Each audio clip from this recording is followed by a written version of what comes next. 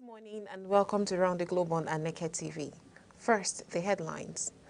Thailand's top court orders former Prime Minister to serve 1 year in prison. Nepal rolls back social media ban after deadly protests rock capital. Syria accuses Israel of carrying out airstrikes. Tunisia denies claims Greta Thunberg's Gaza flotilla was hit by drone. Abia State government bans graduation ceremonies in nursery schools. I am Aneke. Now the news in details. Thailand's top court has ruled out former Prime Minister Thaksin Shinawatra must serve 1 year in jail in yet another blow in the influential political dynasty. It ruled that he had unlawfully served part of a previous prison sentence in a hospital and therefore must serve it in jail.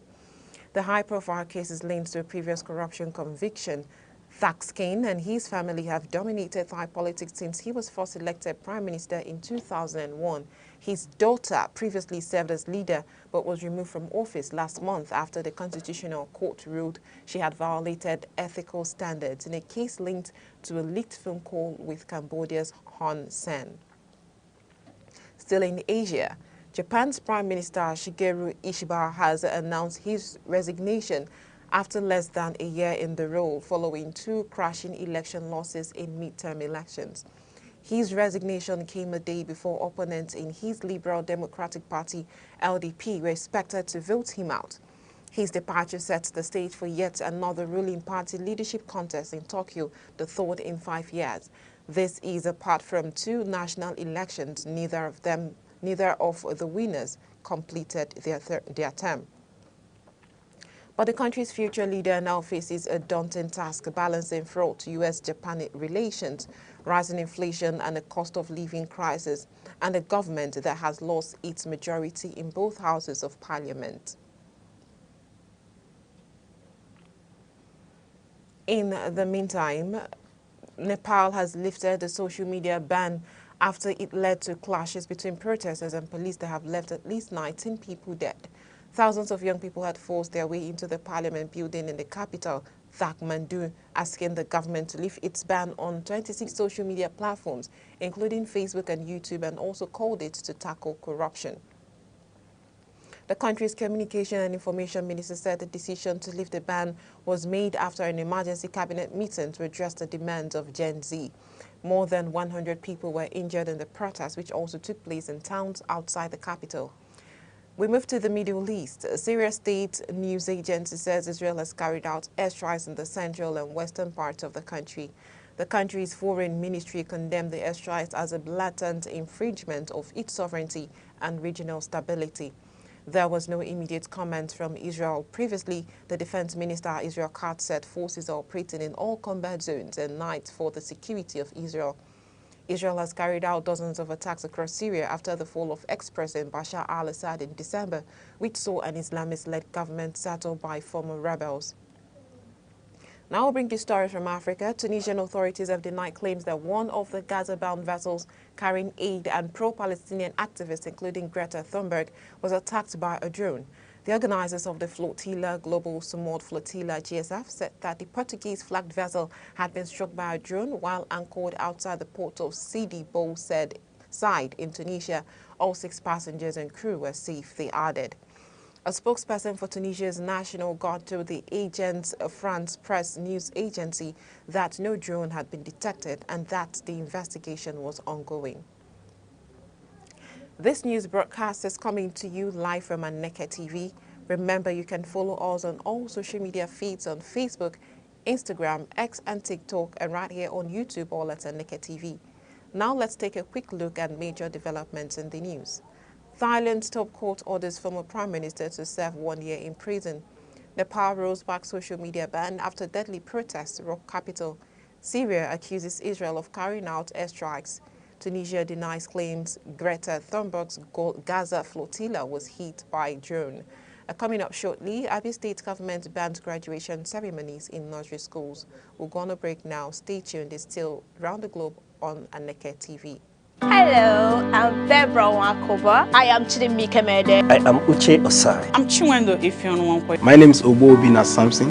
Please keep watching Aneke TV, or you can visit us on our socials like Instagram, Facebook, X, TikTok, or YouTube, all at Aneke TV. This is Aneke TV. We move with the world.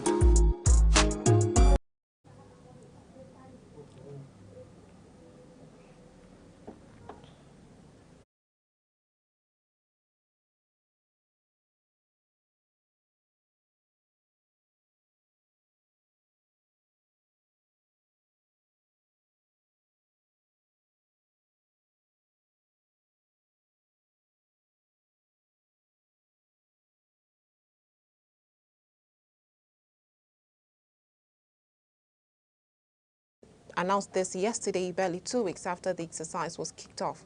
According to the data released, Osun is leading with 518,635, followed by Lagos State with 440,647, and Ogun State with 348,217 registration so far. In education, the Abia State government has announced that graduation ceremonies will only be permitted for pupils completing primary 6 and SS3, stating that such ceremonies will no longer be allowed in nursery schools. The state government, which clarified that the ban on graduation ceremonies applies to both public and private schools in Abia, said it was intended to ease the financial burden on parents. The new measure was announced by the Commissioner for Information, Oke Kano, while briefing journalists on the outcome of this week's Executive Council meeting chaired by Governor Alex Oti.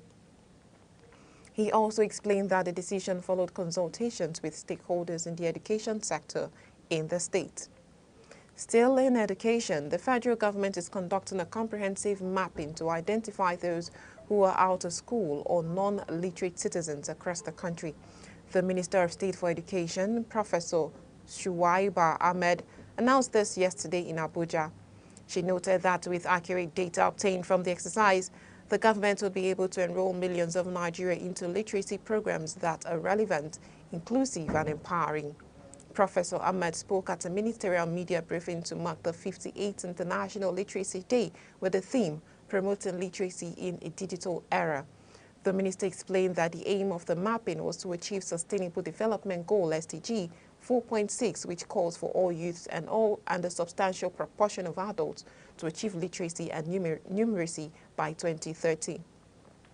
This, she said, is not just a global target, but a national priority, and it is fully aligned with the minister's strategic plan, which places education at the heart of Nigeria's transformation. Moved to Abuja, the federal government has assured retired soldiers that their entitlement will be paid this week, bringing an end to their week-long protest at the gate of the Ministry of Finance in Abuja. The protesting ex-servicemen had quietly dismantled their canopy and dispersed after meeting with officials from the Ministry of Finance, the Military Pension Board, the Nigerian Army Welfare Insurance Scheme, and the Security Debarment Allowance Department. Leader of the protesting ex-servicemen, retired Sergeant Ekundayo Alisami, confirmed that the government assurance followed a closed-door meeting where veterans presented their grievances. Sergeant Alisame told journalists that the government had collected the names of those who had not received a full payment and promised that the payments would commence before the weekend. Still in the news, the United States Immigration and Customs Enforcement Agency has arrested a previously convicted Nigerian, Rotimi Oladimeji, in an operation targeting illegal migrants across the country. The agency, in a statement shared on its X page, said that Oladimeji was ordered to pay $1.1 million in restitution before he was arrested. It was recalled that Oladimeji was sentenced to 3 years imprisonment by a U.S. District Court in December 2023 for fraud. Moving to security, the Kogi State Vigilance Service has announced the abduction of 3 passengers of an 18-seater Toyota bus at Akko Village along Okene Lokoja Federal Highway, Adave local government area of the state. The incident was said to have occurred yesterday. A statement by the Controller General, Kogi State Vigilance Service, Ibrahim Omeiza Sani, stated that some armed men suspected to be bandits in military camouflage attacked an 18-seater Toyota bus with registration number Benue DAP 325LG. In a swift response, the Vigilance Group Command and 6 brave local hunters engaged the kidnappers in a gonjo He stated that although the suspects escaped into the forest with 3 kidnapped passengers, the bus driver and 3 others were rescued from the scene. Meanwhile, operatives of the Niger State Police Command have arrested 30 suspected thugs participating in the Maulud celebration in the state. The police command spokesman Wasiu Abiodun made this known in a statement stating that the suspects were arrested from different areas of Mina, the state capital. Abiodun identified the suspect at Zaharaddin Ibrahim, also known as Lagos Boy of Lagos Street, Dauda Usman of 123 quarters, Abubakar Ibrahim of Bagungu, Bashir Safianu of Sabongari, Ashiru Rabiu of Bakentala, and Abba Musa of Agunwan Mahuta. And moving over to business, the Naira appreciated strongly on Monday at both the official and parallel foreign exchange markets, opening the new week on a positive note. Data from the Central Bank of Nigeria showed that the Naira gained significantly, closing at 1,506 Naira 84 kobo per dollar on Monday, compared to 1,514 Naira 87 kobo on Friday. This indicates that the currency strengthened by 8 Naira 3 kobo against the dollar Monday, marking a higher gain than recorded at the official market on Thursday. Similarly, at the black market, the Naira firmed up by 9 Naira to close at 1,530 Naira per dollar Monday, compared to 1,539 Naira at the close of last week. The development suggests that the Naira is maintaining momentum against other foreign currencies at the official market. Meanwhile, Nigeria's external reserves continue to rise, reaching $41.54 billion on September 4, 2025, up from $41.49 billion reported on the central bank's website the previous day. Now we'll bring you stories from the sports scene. Nigeria's team of athletics and officials for the 2025 World Championships in Tokyo, Japan, are expected to depart the country today ahead of the event, which starts on Saturday. The departed Nigerian contingent comprises a few athletes and officials, as some U.S.-based athletes have started arriving in Tokyo.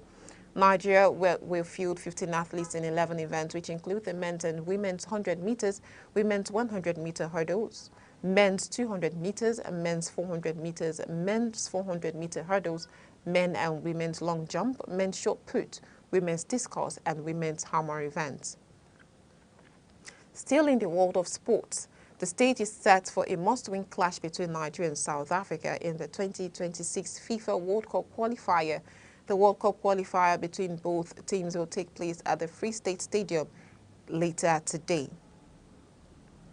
The Super Eagles head to the game after beating Rwanda 1-0 in their last game, while the Bafana defeated Lesotho 3-0.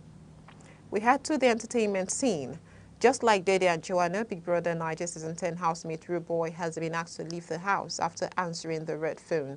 The moment threw the house into shock as show host Ebuka Obi-Uchendu ordered him to leave immediately, declaring him evicted on phone. It follows when Dede first picked the red phone and was instructed to choose another housemate without explanation. She named Joanna and both were told by Ebuka that they had been evicted. And that's all on Round the Globe. To end Round the Globe, here are the main points.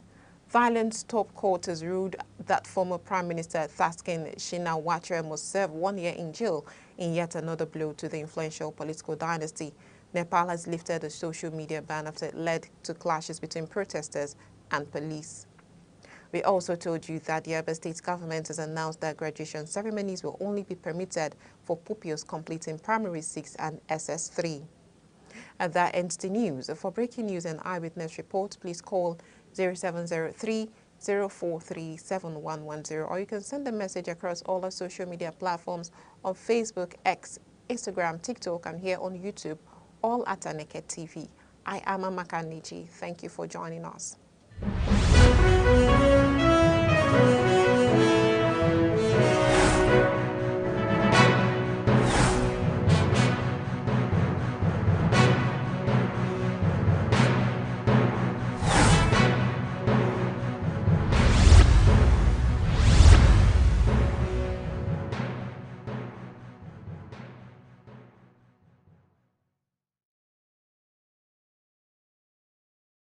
Hello, I'm Debra Wakoba. I am Chidimike Mede. I am Uche Osai. I'm Chiwendo Ifeonwankwe. My name is Obobina Samson.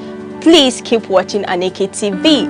or you can visit us on our socials like Instagram, Facebook, X, TikTok, or YouTube, all at Aneke TV.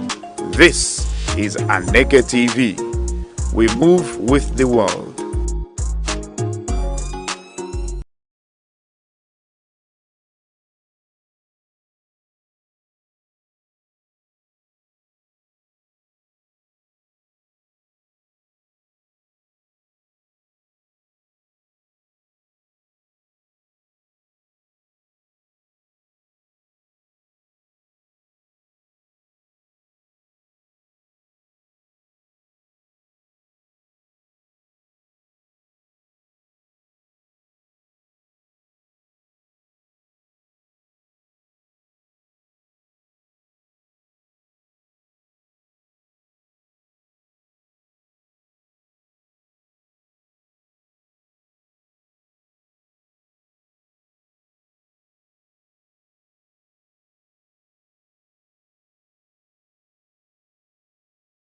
Enugu is one of the 36 states of Nigerian Federation. It is located on a hilltop in the southern part of the country. It has a rich history and robust cultural heritage that boasts its uniqueness. Igbo is a widely spoken language in Enugu State. Enugu is popularly called the Coal City State because of its large deposits of coal and other mineral resources. Enugu has 17 local government area councils. The history of Enugu dates back to the early 20th century, when the British discovered coal in the Udi Hills in 1909, which led to the development of Enugu City in 1912 as a thriving mining town. Enugu empowered the Nigeria railway system and electric plants greatly during the colonial era. On the 27th of August 1991, Enugu was carved out from Anambra to become a state.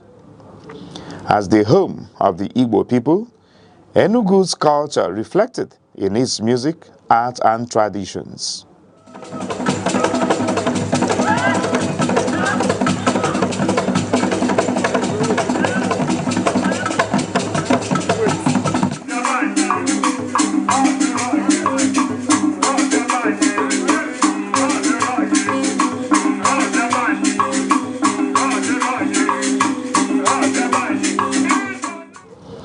Enugu is situated in the eastern part of Nigeria, sharing borders with Benue at the north, Ebonyi at the east, Abia and Imo at the south, and Anambra and Kogi at the west, covering approximately 7,161 square kilometers.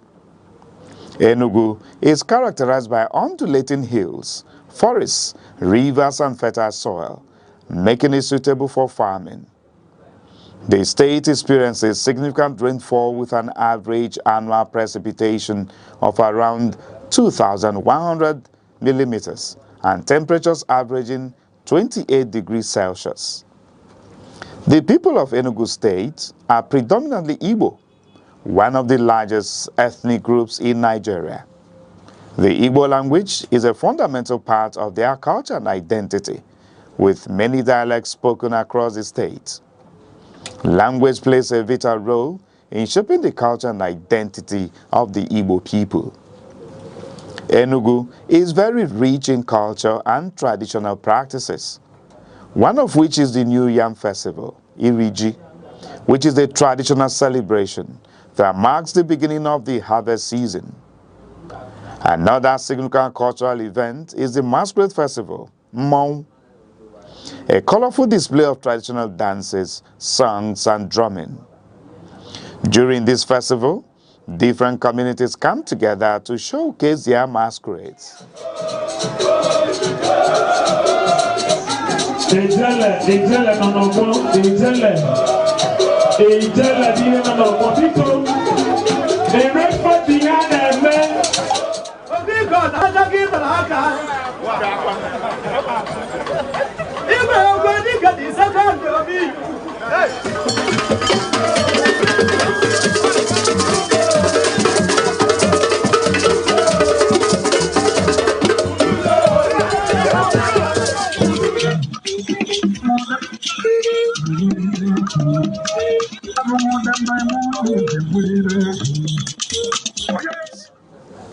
Enugu State is also known for its traditional arts including wood carving, pottery, weaving, and music. Enugu's cultural traditions help promote community cohesion, social bonding, and cultural identity.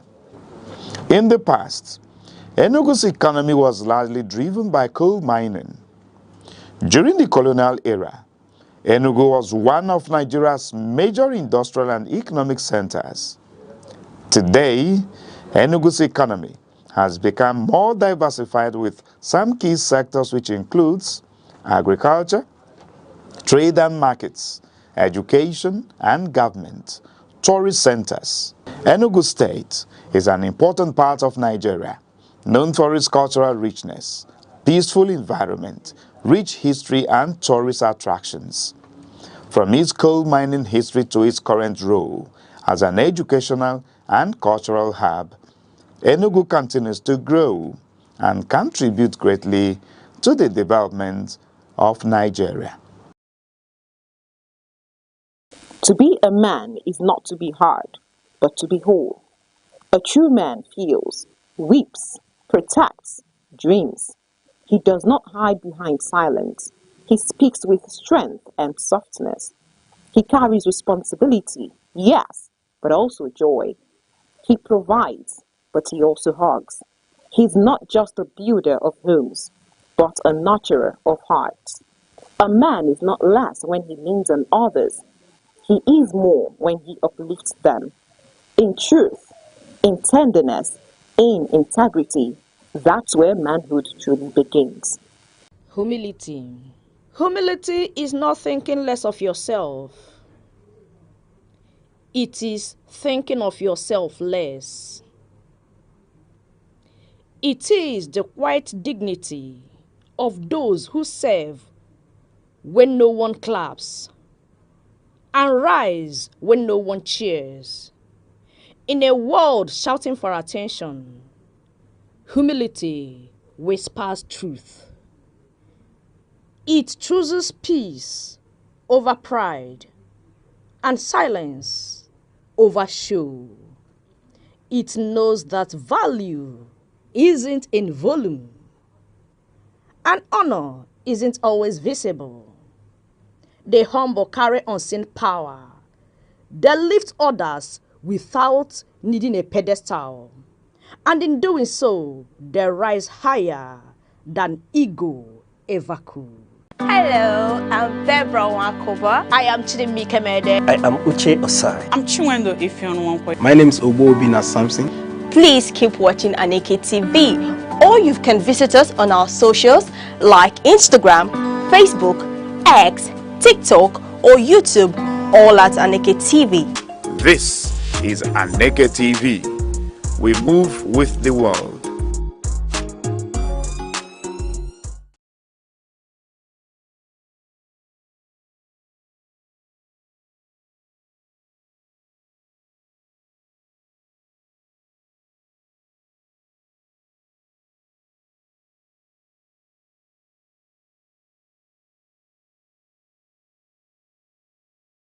Hello, I'm Debra Wakoba. I am Chidimike Mede. I am Uche Osai. I'm Chiwendo Ifeonwankwe. My name is Obobina Samson. Please keep watching Aneke TV, or you can visit us on our socials like Instagram, Facebook, X, TikTok, or YouTube, all at Aneke TV. This is Aneke TV. We move with the world. To be a man is not to be hard, but to be whole. A true man feels, weeps, protects, dreams. He does not hide behind silence. He speaks with strength and softness. He carries responsibility, yes, but also joy. He provides, but he also hugs. He's not just a builder of homes, but a nurturer of hearts. A man is not less when he leans on others. He is more when he uplifts them. In truth, in tenderness, in integrity, that's where manhood truly begins. Humility. Humility is not thinking less of yourself.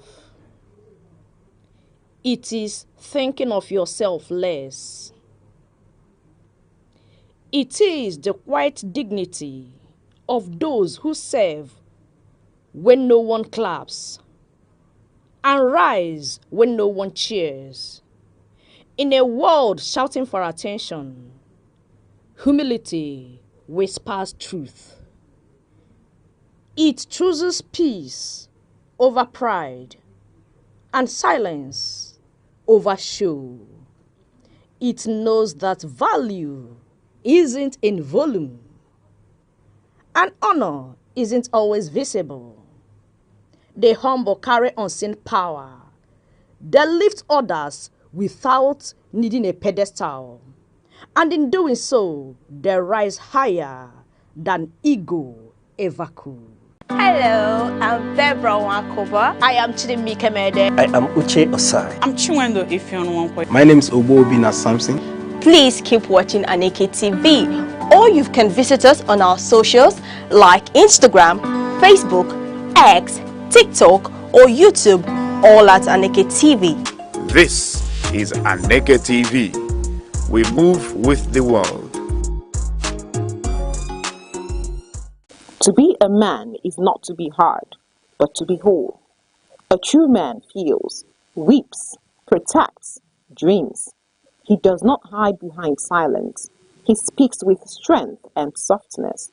He carries responsibility, yes, but also joy. He provides, but he also hugs. He's not just a builder of homes, but a nurturer of hearts. A man is not less when he leans on others. He is more when he uplifts them. In truth, in tenderness, in integrity, that's where manhood truly begins.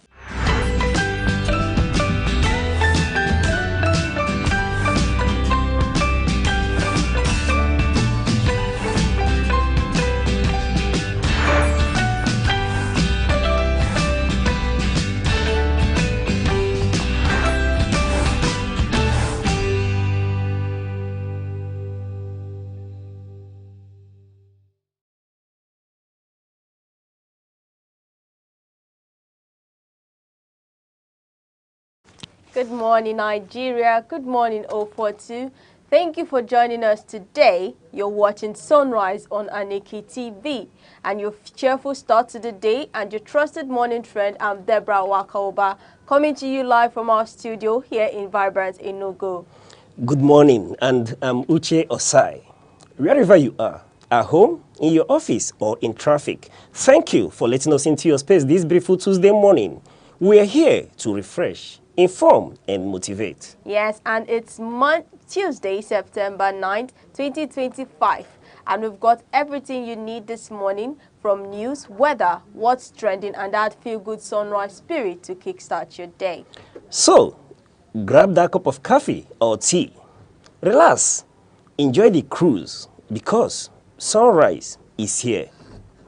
Yes, so and on today's sunrise, we would begin with our quote of the day, an inspiring or thoughtful words that is not only educative and encouraging, but also offers insight to keep us focused and motivated.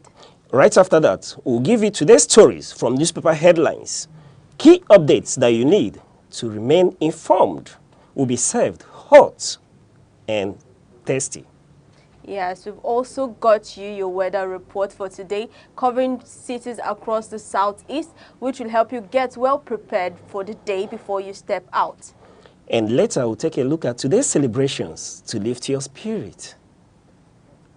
Now, moving over to our quote of the day. Our quote of the day today is coming from Pope John Paul II.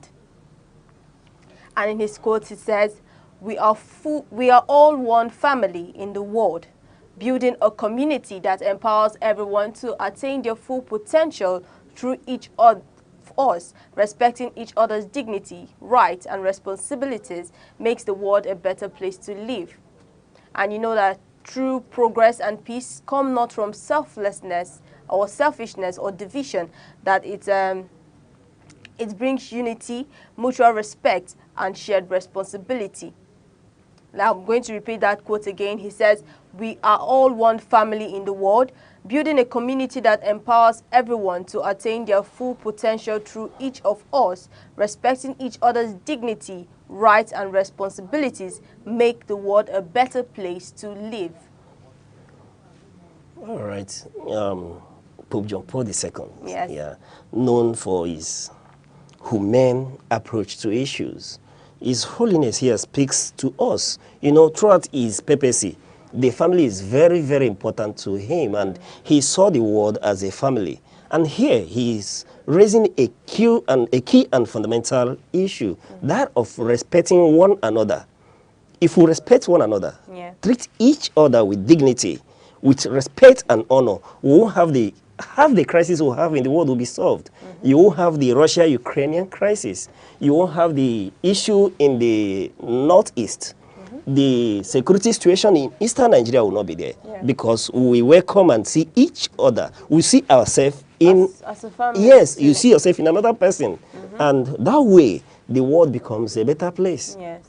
Yes, and if we take each other as one big family, like you'd see what you can't do to your sister or brother, you wouldn't be able to do it to somebody else. Exactly. And you wouldn't have this perspective that, okay, you're not my brother, we're not of the No, same remember blood. that saying, treat another person the way you want to be Yes. treated. Right? Yes. I think this is the summary of everything. everything, yes. How do I want to be treated? I speak to you the way I want you to speak to me. Realize that when Yes. when people quarrel, do you notice when there are issues and people begin to raise voice, you tend to see what happened. If I shout on you, next thing you may begin to respond, Yes, and I issues start shouting issues begin back. to It's true, escalate. That's true. But So, when you speak with respect, respect, the person gives you back yes, that respect. then that respect comes back. So it becomes garbage in, garbage out. Yeah. And then Pope John Paul II here is telling us, just treat that next person the way you want to be treated. Yes, do not be selfish to one another, something like that. Yes. Okay, and always keep in mind that every new sunrise brings an opportunity for you and I to grow, and also to explore something new or learn, or simply be more present in whatever you do. And please let us know what this quote means to you. You could also drop your thoughts on Facebook, X, Instagram, or right here on YouTube, all at Aneke TV. And we'll be going on a short break. When we return, it will be the weather updates. Please stay tuned. Hello, I'm Debra Wakoba. I am Chidimike Mede. I am Uche Osai. I'm Chinwendo Ifeanyi. My name is Obobina Samson. Please keep watching Aneke TV, or you can visit us on our socials like Instagram, Facebook, X, TikTok, or YouTube, all at Aneke TV. This is Aneke TV. We move with the world.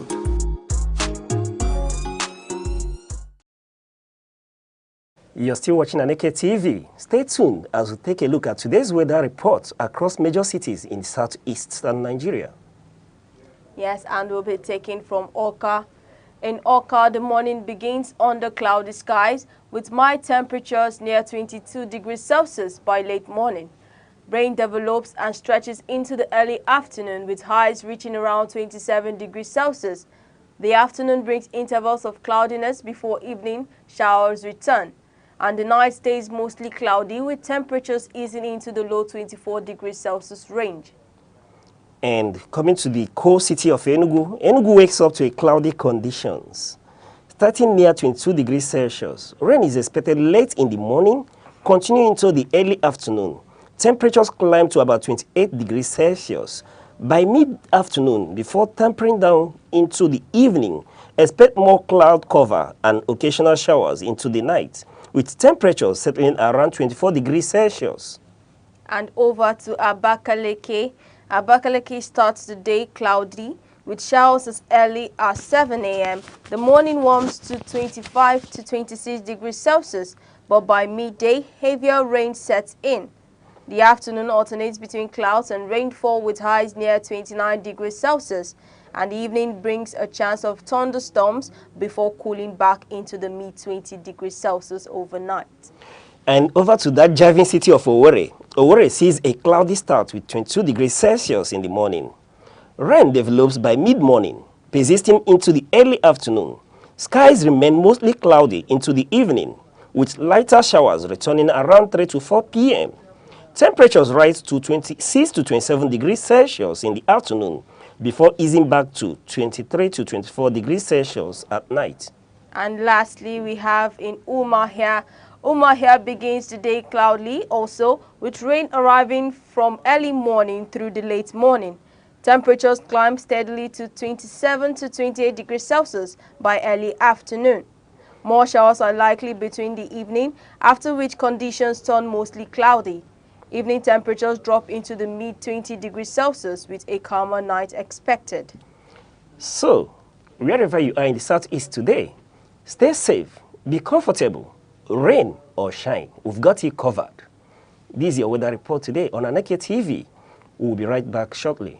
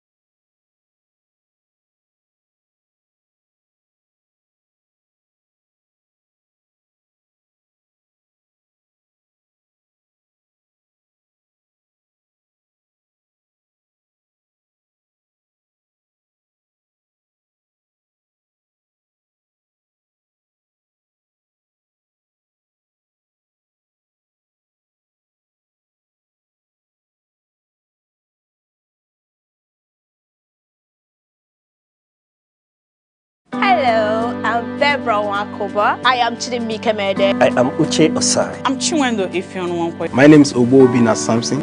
Please keep watching Aneke TV, or you can visit us on our socials like Instagram, Facebook, X, TikTok, or YouTube, all at Aneke TV. This is Aneke TV. We move with the world. Humility. Humility is not thinking less of yourself. It is thinking of yourself less. It is the quiet dignity of those who serve when no one claps and rise when no one cheers. In a world shouting for attention, humility whispers truth. It chooses peace over pride and silence over show. It knows that value isn't in volume and honor isn't always visible. The humble carry unseen power. They lift others without needing a pedestal. And in doing so, they rise higher than ego ever could.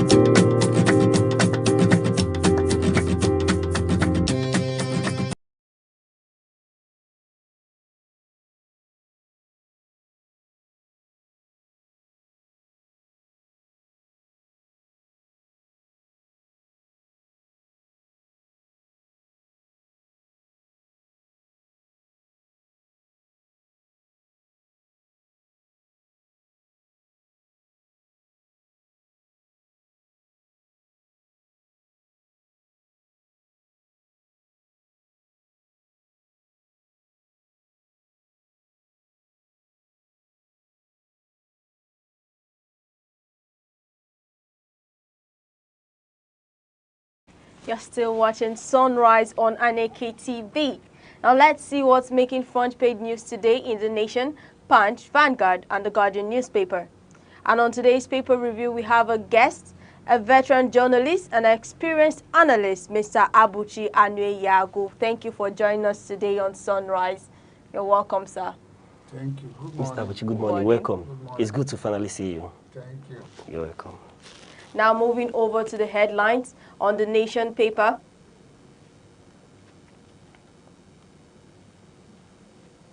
Edun, soaring revenue, cuts in debt raise economic profile. Now over to Punch headlines, we have 2027, North rallies voters as South top pre-registration lists. And in the Vanguard headlines, we have 2027, Jonathan's camp, PDP top shots wooing Peter Obi. Now on the Guardian headlines, we have how Japa, vandals, investor fatigue keep telecom service below par. Now, our first newspaper for today is from the Punch headline, which says 2027 North rallies voters as South tops pre-registration list. And this reflects early political maneuvering ahead of the 2027 general election. The South having more pre-registered voters may hint at higher political engagement or better voter mobilization efforts. The North rallying voters shows their intention to maintain political relevance and balance. And my question today is, how is INEC managing the registration process? And also, are any regions being marginalized or underrepresented? Like, what do you think about this, the headline on the Punch today? All right, speaking about the headline on the Punch today is a reflection of the polity itself, how the citizens begin to see the issue that has to do with civic responsibility as a result of a number of factors that maybe I would want to talk about later. However, Mr. Abuchi, you've seen the headline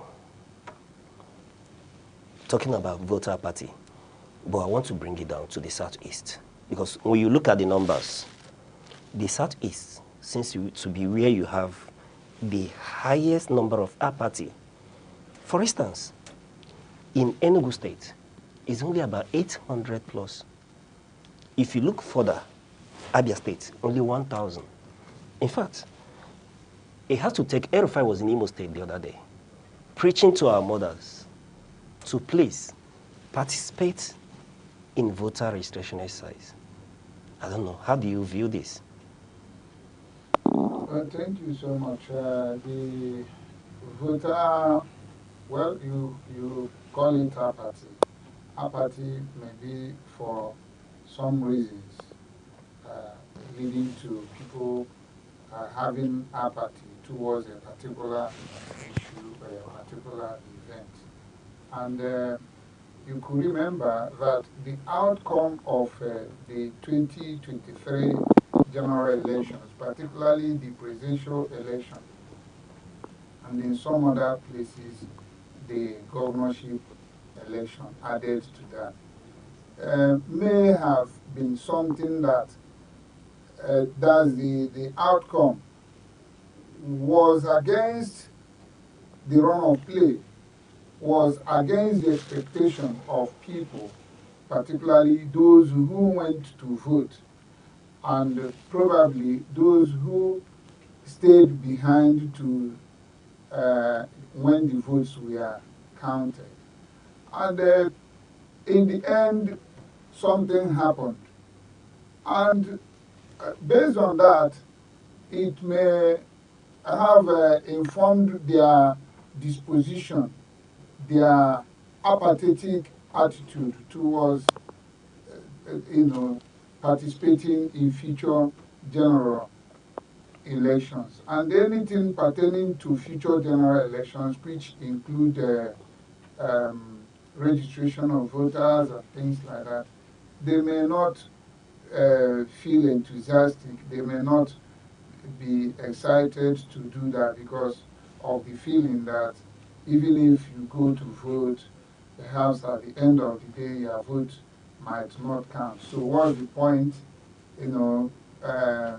going through the inconvenience of leaving the things that you would do to go and do the registration, voter registration exercise. So the apathy, the outcome of that election may uh, may not be unconnected with the apathy that we are witnessing, because people have become disenchanted, people have become disgusted, people have become disillusioned. They no longer have faith in the whole thing. They lost, the trust is lost. So on account of that, they have this apathy. And you wouldn't blame them. A situation where you did all you could to get something done in the right way, and in the end, some powers that be somewhere, um, decided to distort, uh, to distort the whole thing, and you wouldn't feel happy. So if anybody calls you again to come and do this or that for future election, you might be looking at that person with disdain and things like that. So that's the issue. But again, on the other side, people would say that in Igbo that na ameji makamba rapi job. People should go and register, because uh, apart from the issue of voting, registration also has to do with demography, the issue of demography, the issue of population, and perhaps distribution of amenities. It may be based on such figures, and you find out a situation where a place, a crisis reading, violent crisis reading area like Borno State, from the information I got last week, had more registration of voters. I think Borno was credited with about 21,000 voters that registered online, whereas Enugu State, a highly elitist state, is credited with 884 voters, Imo 881. You begin to wonder, these areas, that's the southeast, you cannot compare it with, in terms of insecurity, with the situation in Borno area, where everybody knows that the issue of Boko Haram activities, terrorism activities, have so much dealt with that part of the country, to the extent that so many people dread living in that place. So many people, even things like agriculture, they are no longer what it used to be in the past. So, and but when you talk about registration, you now see Boronu recording higher marks than, or higher score than Enugu State, than Imo State, Abia State, and things like that. So one might begin to question the authenticity of such figures being bandied by the appropriate quarter. So it might become an issue of contest, an issue of dispute. How did you come about this figure, given the prevailing situation in a particular place where you have insecurity, yet they recorded so much number of voters, and we know that the education awareness of such an area too, you cannot compare it with the education or social awareness rather of a place like Enugu State, which I have described as an elitist state. So somebody cannot tell me that the rural person in Borno is more socially informed than the rural person in Enugu State. So I may not tend to believe that. So there might be more to it than meets the eye. All right. Still on this issue, I'm very particular about the Southeast. Why are the leaders, and mostly politicians of Southeast extraction, quiet about this? We've not seen a drive or even an overdrive to push for voter education, to bring people out from their numbers, go to the market, mobilize people to register, which we tend to see in the North. Well, my dear brother, your observation is quite in order. Despite all these things that I've mentioned already, there is still the factor, the human angle factor of this issue. In the North, they have a way, they have a traditional and established system of communication, communicating to the rural populace, to the downtrodden, and they will behave one way or the other according to the whims and caprices of their leaders. But that is not the case with our place of the with Southeast, and it's quite unfortunate. People are in politics. People call themselves politicians. People say they are elective position holders, public office holders, either as a legislator or as a governor or as a local government chairman, local government councillor, and all that. But you see them, they are quite complacent, they are quite contented with whatever that they are, that, that are coming into their private coffers. They are very much contented with that. And they are using it, amassing such wealth in hope for the future election, to buy people's conscience, to buy votes, to do this or to do that, or to buy even election declaration, election result declaration. So in the face of all this, they seem not concerned about whether people registered or not. At the end of the day, perhaps they believe that figures must be manufactured and the results will be declared. It's quite unfortunate. As I said earlier, voter registration goes beyond voting only. It affects some other issues of life, like demography, which I mentioned. So it's quite obvious that both the INEC, the relevant authorities in the Southeast here, they are not, I won't even, they have not done enough, or that they are not doing enough. Rather, they are not doing anything. They are just complacent. They are not, because if not for the media report, I wouldn't have known that registration, online registration of voters, the exercise has started.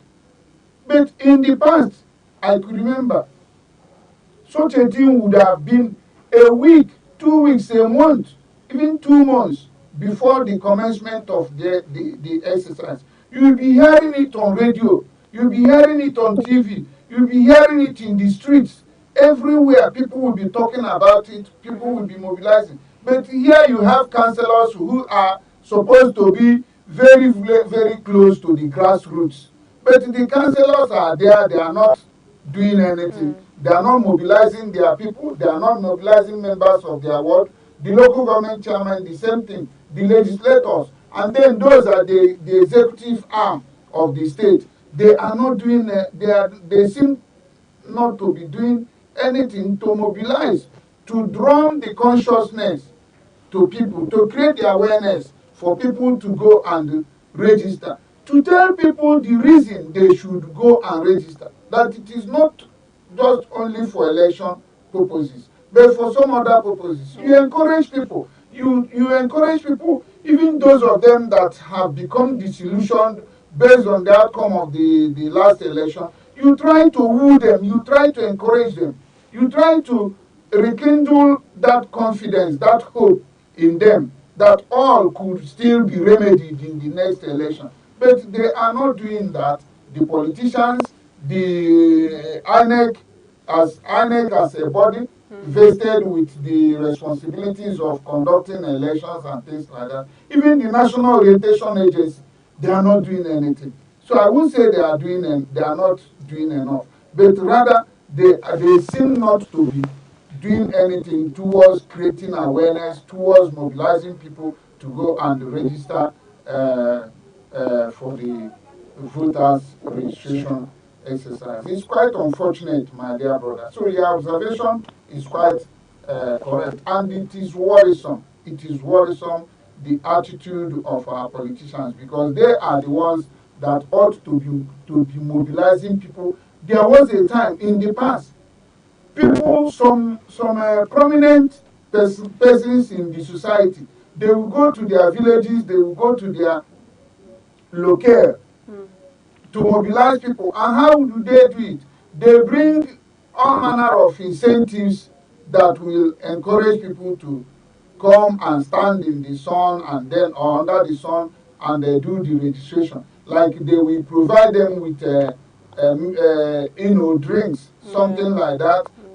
Some even went to the extent of cooking food for people, so that it will now make them to come, especially the low-income earners, to come and to live wherever they are making a living, eking out a living, to come and they do the registration, because they have been told that it is an important civic responsibility. All right. They are not doing All right. Further into this discussion, we've seen that opposition political parties, particularly the ADC spokesman and that of Labour, they've been questioning the data coming out from the INEC.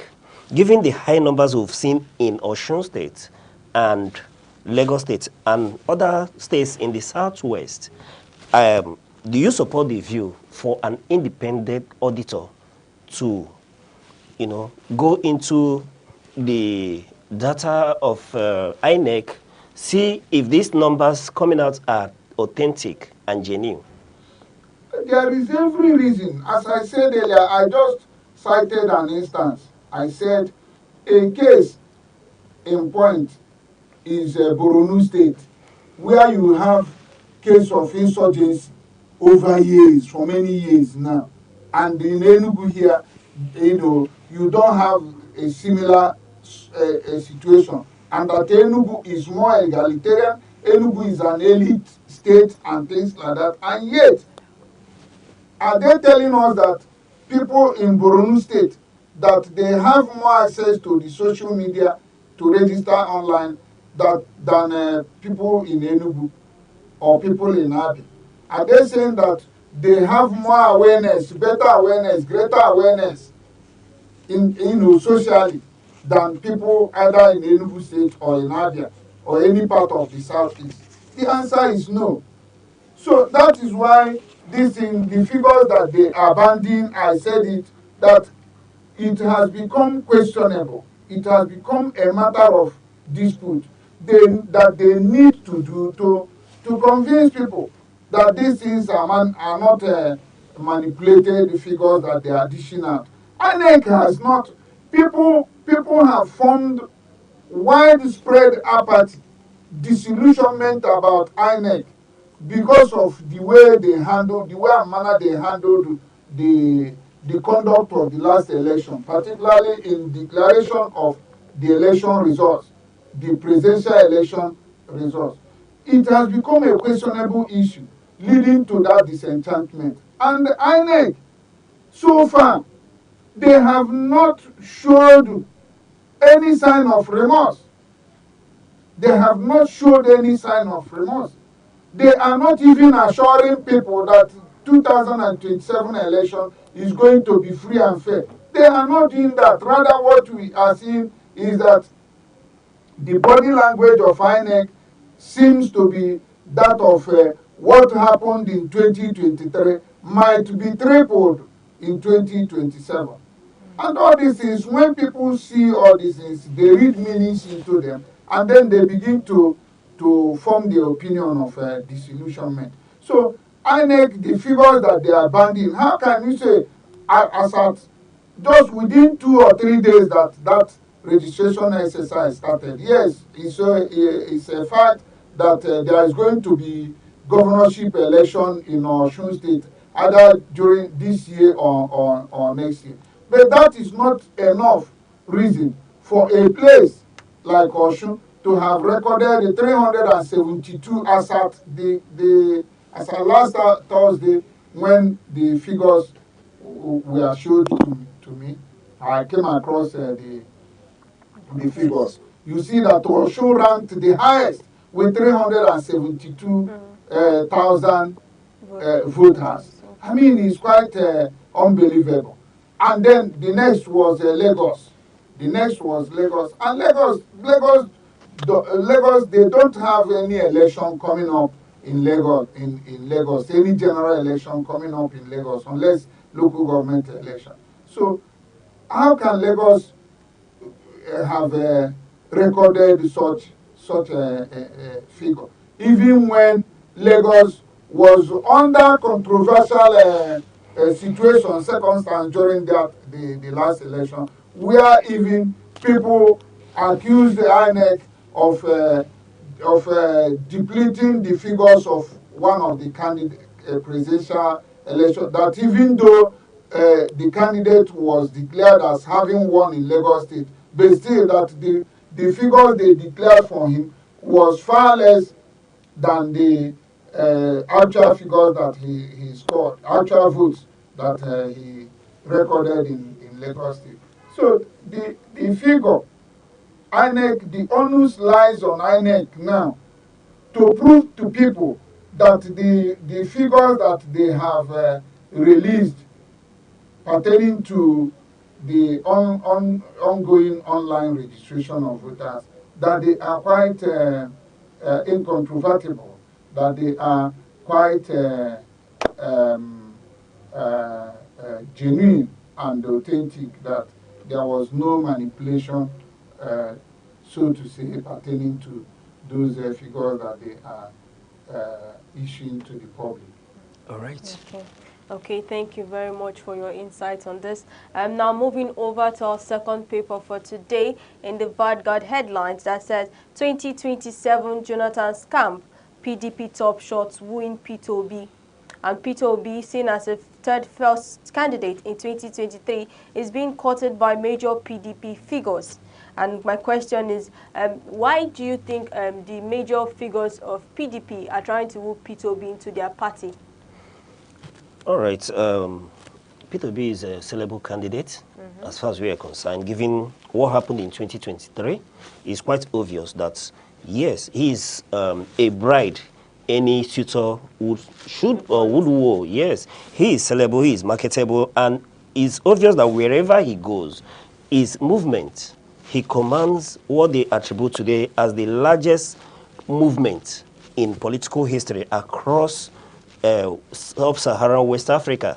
So wherever he goes, the numbers will go with him. The people tend to follow him, given his antecedents. And then, if you will recall, despite the fact that he had less than 9 months to prepare for that election, he made a massive showing when people were not expecting much from him. In fact, you recall that in close run to the election, people were speculating that he would never win even a state. And then, at the end of the day, this candidate went on to garner over millions of votes, over 5 million votes. He had 6 million votes in that election.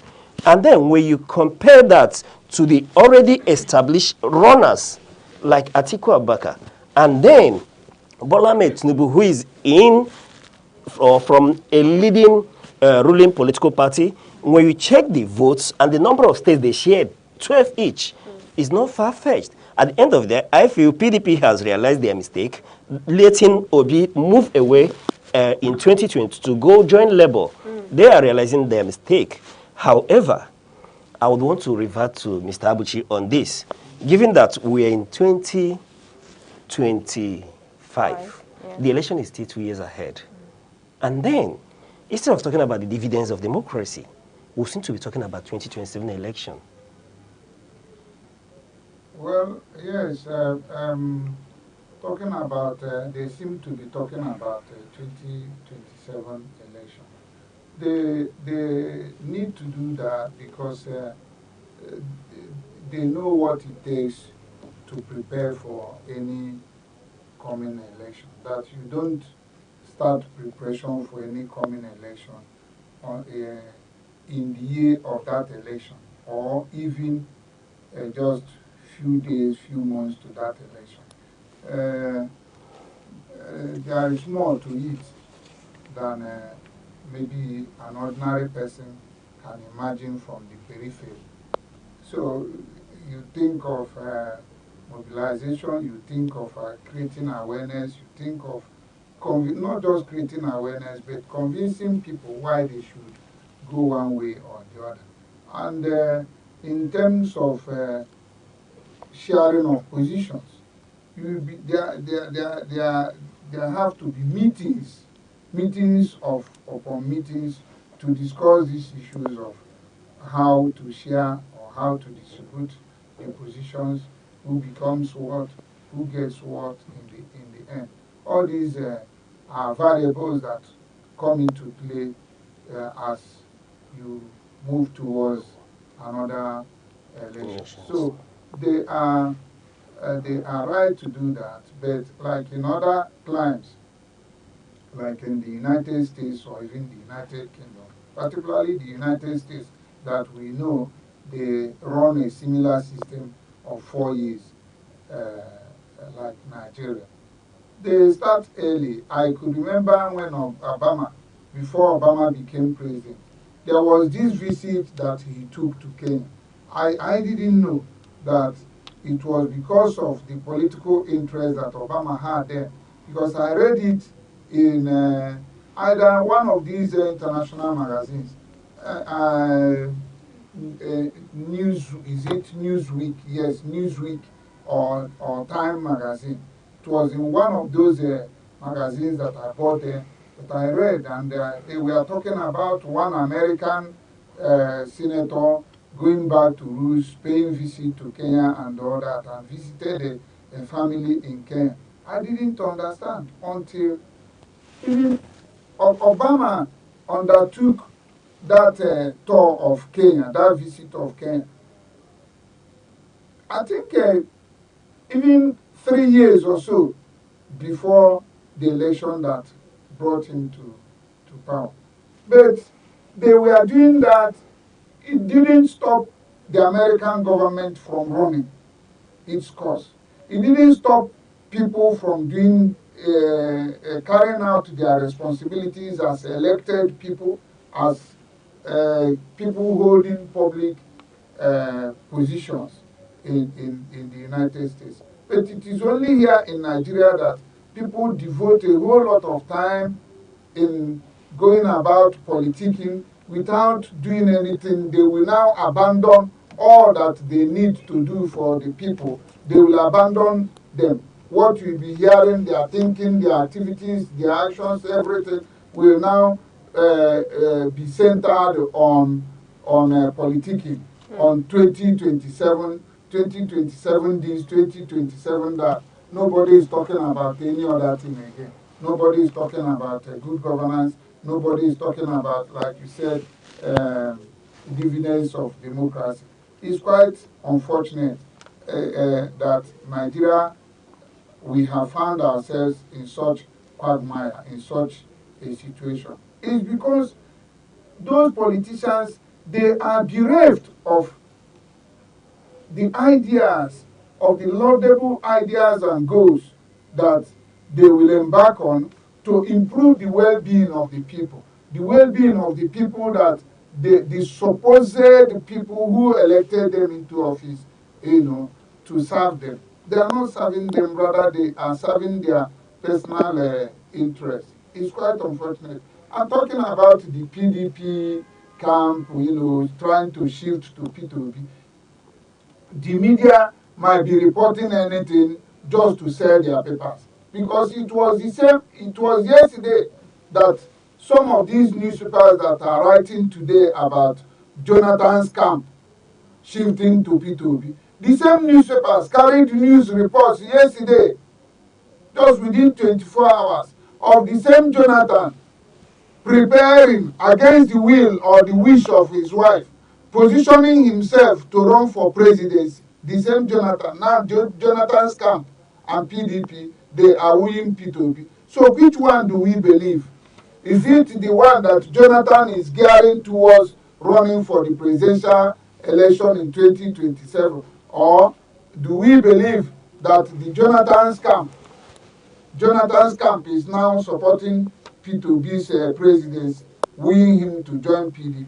So which one do we believe? But be that as it may, P2B, everybody knows, like during the era of Nnamdi Azikiwe, whom they described as the beautiful bride, because the UPN needed his support, the MPN then needed his support, and even the GMPP, all these they are now defunct political parties. So they were winning Zik because of the large support, the large followership, which Nnamdi Azikiwe commanded in the area now that is called the Southeast Zone. Otherwise, the area during that time used to be old Anambra and old Imo State, from which they have now gotten five states.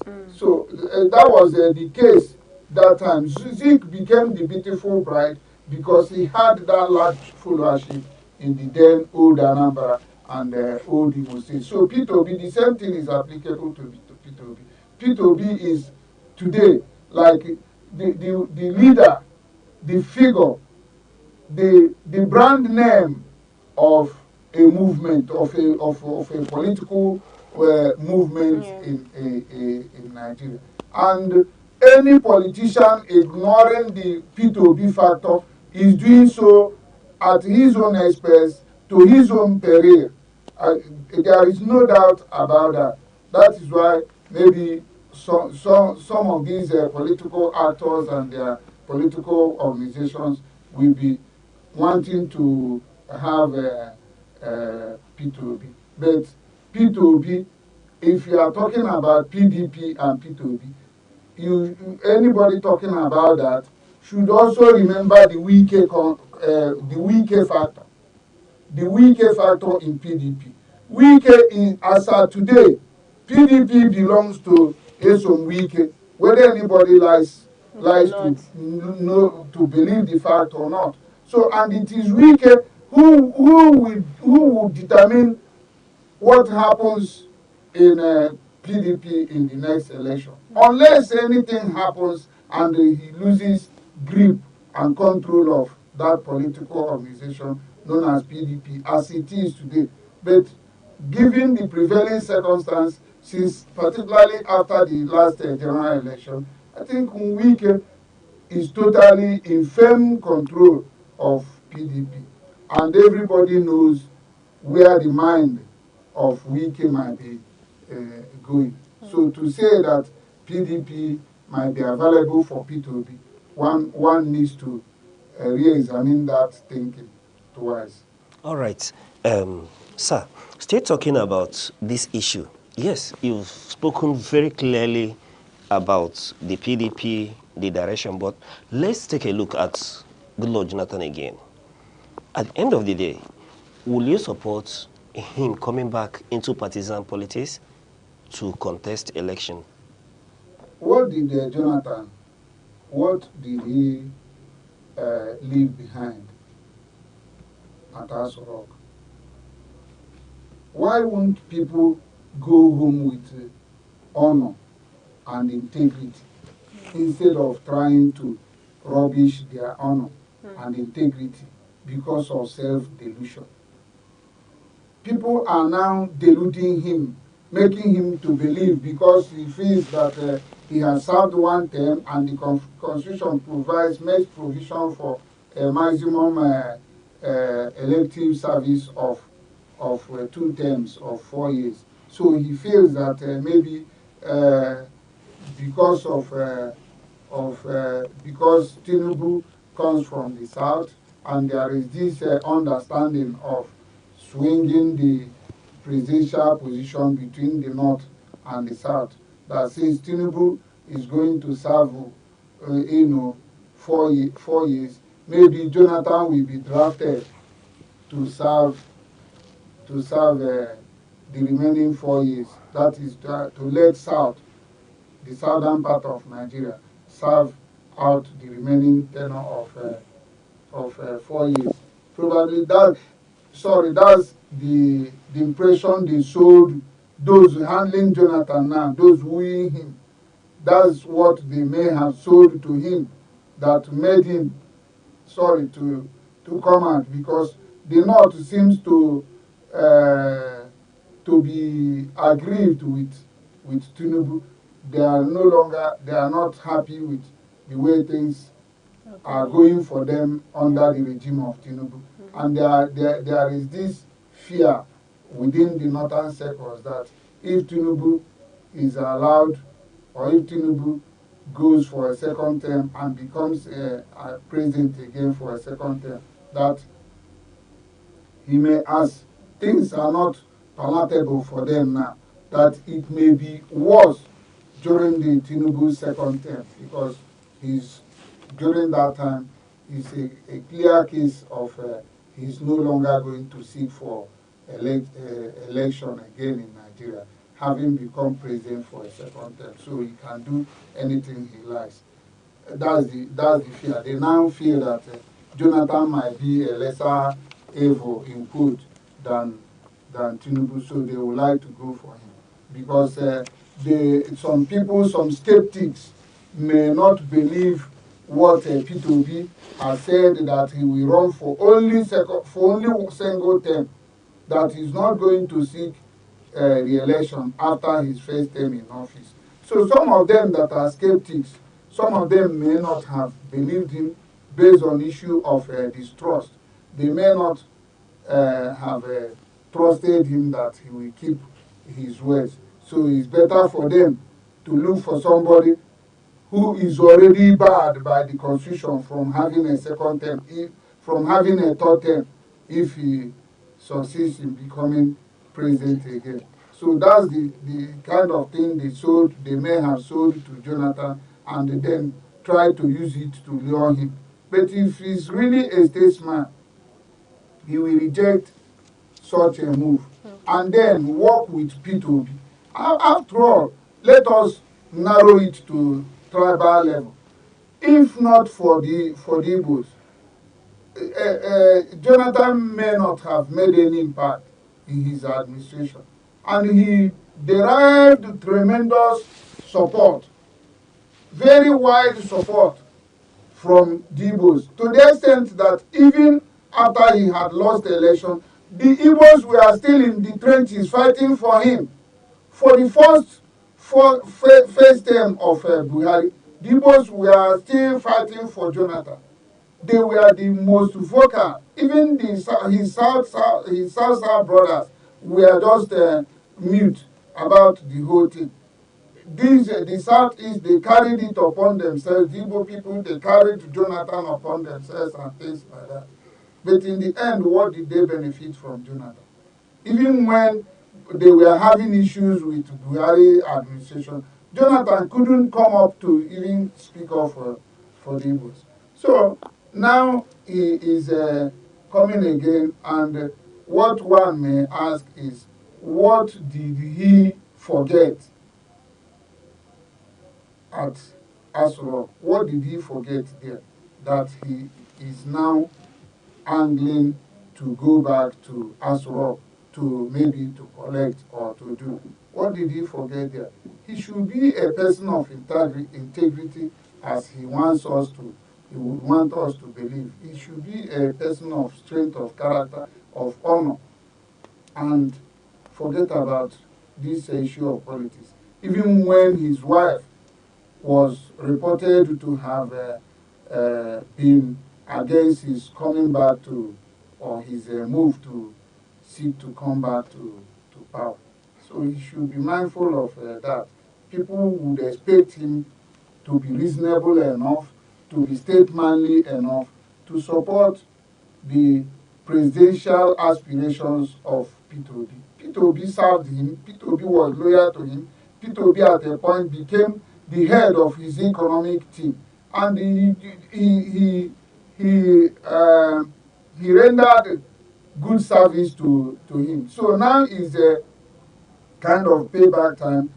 He should be mindful of that, and because many Nigerians, particularly the youths across the country, not just in the southeast or southwest, but in the north, they believe in P2B.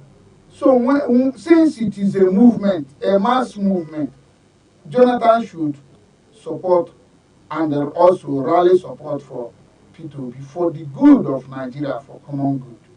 All right, Mr. Abuchi, before I let you catch your breath, we're talking about parties now, and then the opposition invariably. You're speaking about P2B, and then the Labour Party is in crisis. There's myriads of litigations, leaving us to focus on the coalition, given that P2B has said he will serve a single tenure of 4 years. Goodluck Jonathan is status but if he succeeds to serve only a single term as well. Now, Atiku Abubakar has equally declared that he too will serve a single term of 4 years. And I want you to take a critical look at ADC itself as a vehicle that will challenge APC in 2027, and then the chances of P2B in that ADC. Well, the issue of P2B joining ADC is still sketchy. It's not confirmed because discussions are still going on, negotiations are still going on, horse trading and all those, behind the scene political activities. And P2B is being watchful too. Remember, when he had issues with the PDP in the last election, nobody knew his mind where it was going until he now defected to Labour. Labour, an unknown, if one may say, an unknown political party. But he chose Labour. What matters is the person, the individual. If Labour is having issue now, and the P2B, being a politician and being properly guided, may not want to have any encumbrances pertaining to his candidacy for the party in the election in 2027, might decide to look at there are other political parties that are there today. He might decide to leave Labour and defect to any of those political parties where he feels there will be no encumbrances, and he will use the platform. What matters is the person, P2B. So wherever, it's like during the time of Christ, wherever Christ moved to, the multitude, they moved towards that direction to follow Christ. So even some had to cross the river, had to take the pains of crossing the waters, of entering the waters in order to follow Christ to wherever he was going. And they were following him in their multitudes. So in the case of P2B, wherever P2B decides to go tomorrow, because he's an astute politician, he may not want to reveal his next port of call for obvious reasons, to avoid the destructive activities of the enemy, of the opponents. He might be giving them a kind of decoy until such a time that it will be appropriate for him to come out and now show the direction that he's going. And people will move to that political structure and follow him, as they did with the case of Labour.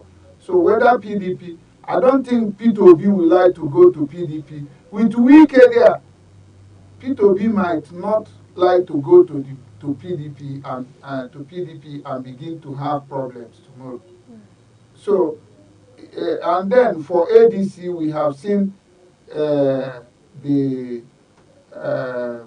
assemblage of the political, if I may say, the politicians that are there in ADC today as the mobilizers of ADC. If things don't go well, P2B may avoid them. But they might be doing all these things just to deceive. At the end of the day, they may have decided in their minds who will be their candidate.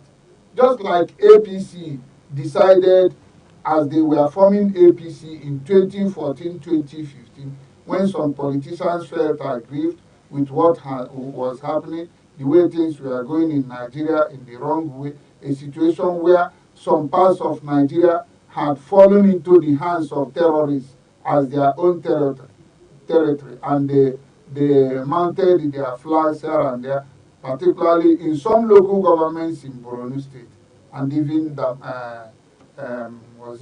Yobe State. So they had control and made inroads in the nation's capital, Abuja, where bombs and explosions were booming here and there at UNN building, police headquarters, churches, and all that.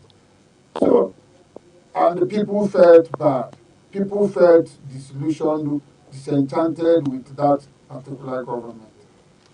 And from among them, they formed a political organization. But in doing that, they already had a candidate in mind who will deliver, who will make the party to obtain that power shift that they were looking for. And they had in mind somebody like Buhari. So Buhari now brought his own party, the CPC, and they all teamed up. They joined.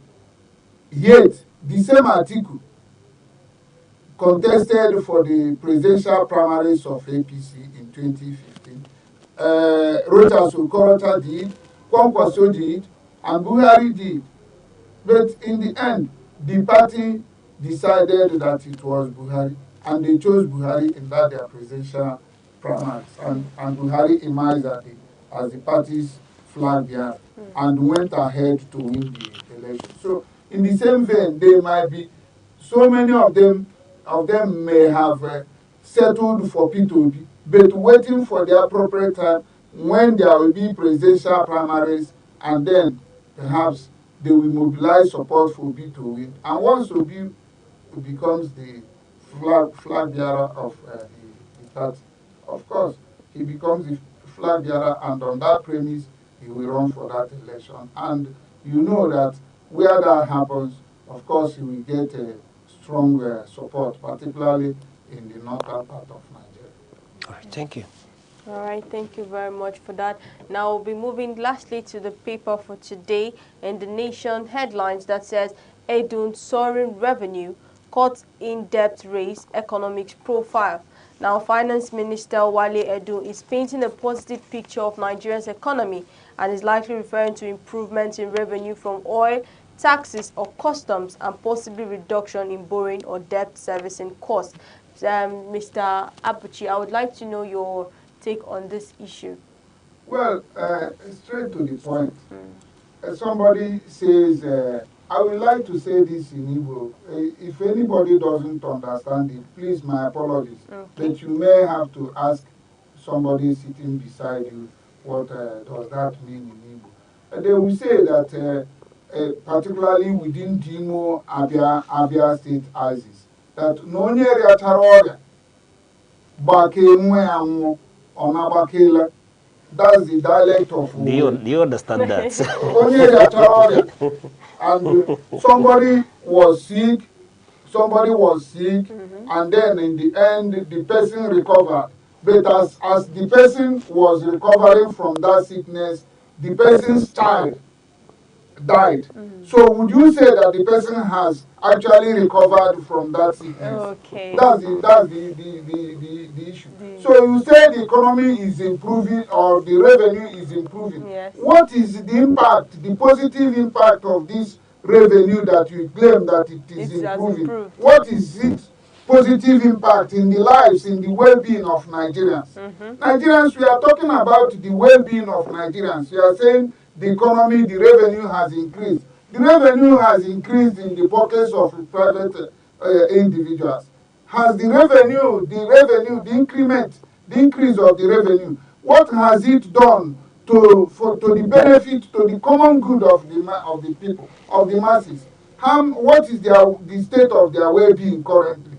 Is there anything improving in that? The answer is no. Has the price of petrol come down? The answer is no. And the price of petrol, you know that it is a determining factor in prices of commodities. So has the price of petrol come down? The answer is no. From what it was before the advent of Tinubu as president of Nigeria. Nigeria, even when under Buhari's regime, the price of petrol went up to 120 something, 126 or 128 naira then. People were lamenting, people were groaning, people were saying it was too hard. But all of a sudden, somebody came on board and made a declaration, and instantly the price of petrol jumped from that 128 naira to 600 naira instantly, and it affected the prices of commodities, because instantly too, the prices of commodities changed and jumped, skyrocketed, and people began to suffer. Hunger now set in, and so many other things. Life was affected in so many ways. So, has anything improved since that 2023 to now? That somebody is talking about revenue, more revenue is coming in, revenue is increasing. Is the revenue is increasing, and you are still borrowing? Revenue is increasing. The same Wale has not deemed it necessary, the same Edu or whatever, he has not deemed it necessary to tell Nigerians what happened about the issue of borrowing. That they are borrowing people. Even yesterday, I read somewhere where the Speaker of the House of Reps, perhaps that one, for reasons best known to him, maybe they have excluded him or they have shortchanged him somewhere. He's now lamenting about the borrowing, that the borrowing is alarming and all that. So, so people are not talking about that. Economy, the revenue is increasing, and at the same time you are borrowing. So how do you reconcile these two issues? The revenue is improving, and you have not told us whether the lives, the well-being of the people is also improving as a result of the improvement of the revenue. My dear, the politicians can say anything rhetorically just to keep their racing going. I don't blame them, because we are in Nigeria. As we are just talking, they will say, no be only talk, they go talk. They will be talking. Why they keep talking and groaning, lamenting and all that? We will be doing what we are doing. Was it not the other day that somebody, a minister was celebrating his new house, new palace in his state, a minister, when things are bad in Nigeria? Because now that address, nobody will ask questions, because no action, nothing mega. They will say nothing mega, nothing will happen. That's the situation. If something mega, if something will happen, if something happens, of course, before you do anything, you'll be mindful of the consequences. But because there is no consequences, there are no consequences, so people can do anything they like and get away with it. And people will be growing while they will be smiling, they will be popping champagne and all manner of expensive drinks, just to spite the people and nothing more. All right, Mr. Uchi, before I let you go, I wouldn't do that without wanting to get your insight on Nupeng and Dangote. Yes, Nupeng and Dangote, we discussed this issue yesterday. Yes, I had my own views about it. So Dangote is a capitalist, he's an employer. The area I quarreled about was the part of the allegation that he was against Nupeng forming an association or forming a union in his refinery, which is against labor law. anywhere such a thing happens is very, very repressive. It's not, I mean, it's not only Dangote. I know some places, even within Enugu here, some big organizations, commercial organizations, that don't allow their staff to form any union, to join any labor trade union. You can form welfare association, but once it has to do with trade unionism, they are averse to that. And their policy is that you don't do that. So it is either you accept or you go. So if it is not in the terms and conditions of service of, uh, of the refinery, that as an employee, as you are coming in and you are getting your employment papers, it is stated there that no trade unionism is permissible in the company, and then you sign that you have accepted the job, then you shouldn't complain. But if there is no such thing, the law says if any organization where there are up to 8 persons or more, that's the international labor law, that they have a right to form a trade union, to join trade union. So you should allow them to do that. And then on the other hand, people are saying that Dangote is deploying CNG trucks to reduce the cost of production, the cost of conveying, distribution of its refined petroleum products to various places in Nigeria. He's an employer and he's a businessman at the same time. So looking at the cost benefit effectiveness, whichever as a businessman, if he feels that the CNG will reduce cost for him and then will improve the price of his product to the final consumer, people should allow him do that. But the idea that the truck drivers will not form a union, they will not belong to NUPEN, I think it is repressible on his part. He should allow them to be. But if it is his policy, if it is the policy of his refinery that no employee, that trade unionism is not permissible, then there shouldn't be any hue and cry about it. Rather, they should go take their matter to the International Labour Organization for interventions and then for a peaceful or amicable resolution of the matter. All right. Thank you for your deep insight. And we'll request that you avail us of your presence on Sunrise next time. Let's still drink more from your wealth of experience. Thank you for coming. Thank you very much, sir.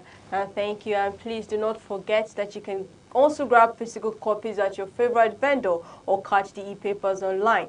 And we'll be right back shortly. Hello, I'm Debra Wakoba. I am Chidimike Mede. I am Uche Osai. I'm Chiwendo Ifeanyi. My name is Obobina Samson. Please keep watching Aneke TV, or you can visit us on our socials like Instagram, Facebook, X, TikTok, or YouTube, all at Aneke TV. This is Aneke TV. We move with the world.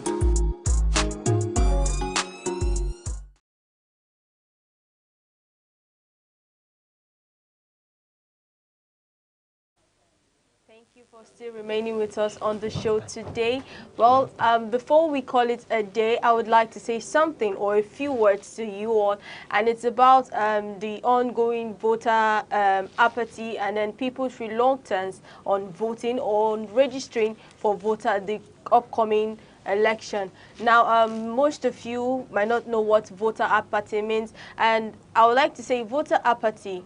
Now, it's a lack of interest that people show to, should I say, to civic duties, or to something like, which is, this civic duty is the most important feature of democracy. Now, where you're supposed to vote on for the right person who is supposed to, should I say, lead an organization or lead your country and something like that. Now, there are reasons why people don't go out to vote. Now, some people take it upon themselves. Like some people have this perspective that it's none of their business, because after voting, at the end of the day, somebody else comes in who they did not vote for, comes in and take over. Why some people also see it as there is no difference. All politicians are the same. Okay. Now, my main point exactly is we all have the right to vote whoever we want to. So do not be reluctant, or do not say just because you voted so and the person is not the one who is on seat, and you, because people see it as rigging of election, people see it as Manipulation. no, yes, manipulation. There is no fairness in when it comes to voting. But I would like to urge you and every one of you, please, if you've not gotten your voter's card, please do so at any nearest local government in your area. Yes, or you, which is in the INEC, the International Independent Electoral Commission. Yes, so please try getting your voter's card, because it is important for us to choose the right person for the right section. Okay, and it's a wrap for today on Sunrise on Aneke TV. It's always a pleasure having you with us, and please don't forget to visit our social media feeds on Facebook, Instagram, TikTok, YouTube, all at Aneke TV, or call our phone number 070 30437110. I am Deborah Nwaka Oba. And I'm Uche Osai. Remember, you're not here to be average. Stay bold, be unique. Keep watching Aneke TV to come your way same time tomorrow. Bye-bye. Bye-bye.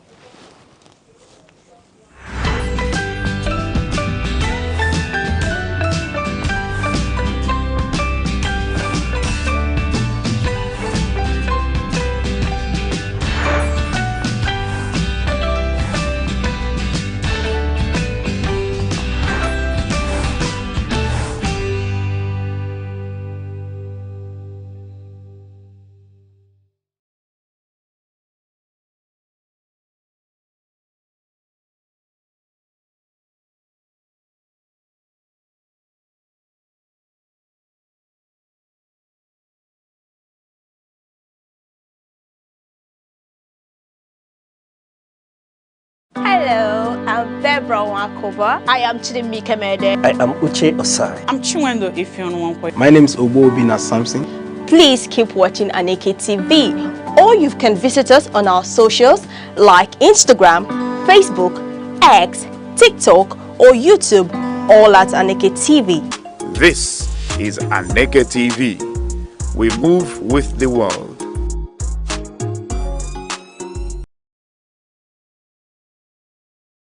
To be a man is not to be hard, but to be whole. A true man feels, weeps, protects, dreams. He does not hide behind silence. He speaks with strength and softness. He carries responsibility, yes, but also joy. He provides, but he also hugs. He's not just a builder of homes, but a nurturer of hearts. A man is not less when he leans on others. He is more when he uplifts them. In truth, in tenderness, in integrity, that's where manhood truly begins. Humility. Humility is not thinking less of yourself. It is thinking of yourself less. It is the quiet dignity of those who serve when no one claps and rise when no one cheers.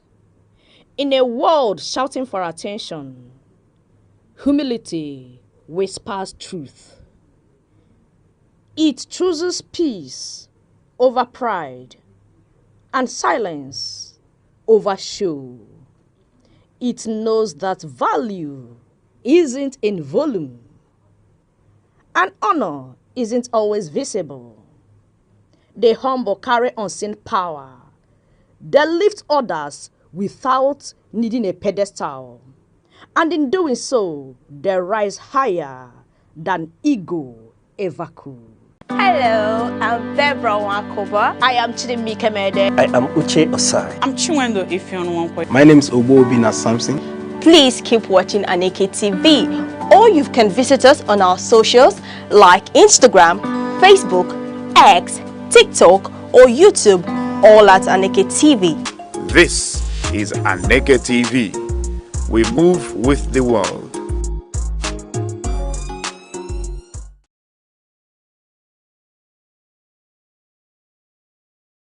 Enugu is one of the 36 states of Nigerian Federation. It is located on a hilltop in the southern part of the country. It has a rich history and robust cultural heritage that boasts its uniqueness. Igbo is a widely spoken language in Enugu State. Enugu is popularly called the Coal City State because of its large deposits of coal and other mineral resources. Enugu has 17 local government area councils.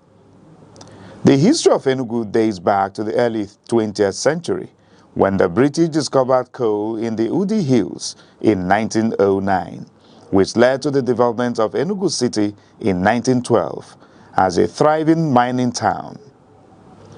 Enugu empowered the Nigerian railway system and electric plants greatly during the colonial era.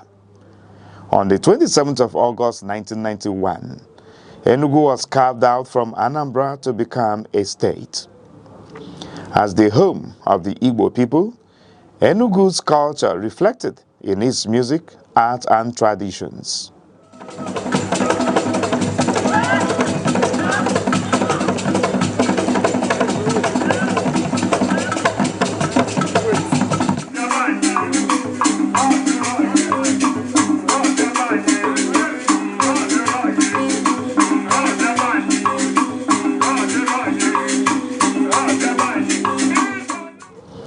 Enugu is situated in the eastern part of Nigeria, sharing borders with Benue at the north, Ebonyi at the east, Abia and Imo at the south, and Anambra and Kogi at the west, covering approximately 7,161 square kilometers.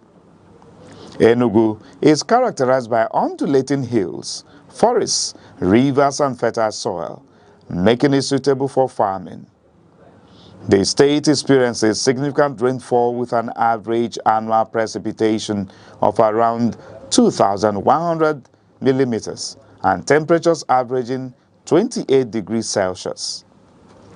The people of Enugu State are predominantly Igbo, one of the largest ethnic groups in Nigeria. The Igbo language is a fundamental part of their culture and identity, with many dialects spoken across the state. Language plays a vital role in shaping the culture and identity of the Igbo people.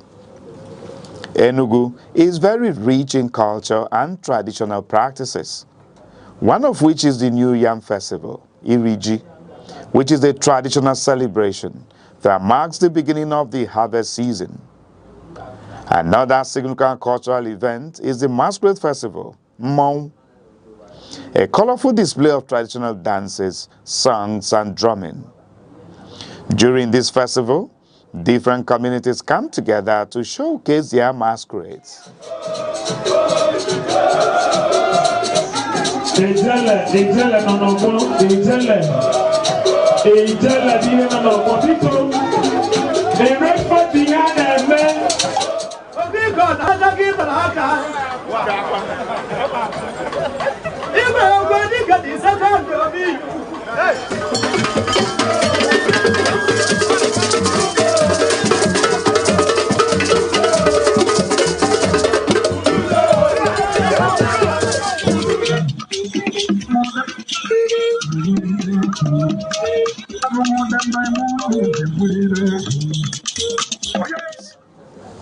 Enugu State is also known for its traditional arts including wood carving, pottery, weaving, and music. Enugu's cultural traditions help promote community cohesion, social bonding, and cultural identity. In the past, Enugu's economy was largely driven by coal mining. During the colonial era, Enugu was one of Nigeria's major industrial and economic centers. Today, Enugu's economy has become more diversified with some key sectors which includes agriculture, trade and markets, education and government, tourist centers. Enugu State is an important part of Nigeria, known for its cultural richness, peaceful environment, rich history and tourist attractions. From its coal mining history to its current role as an educational and cultural hub, Enugu continues to grow and contribute greatly to the development of Nigeria.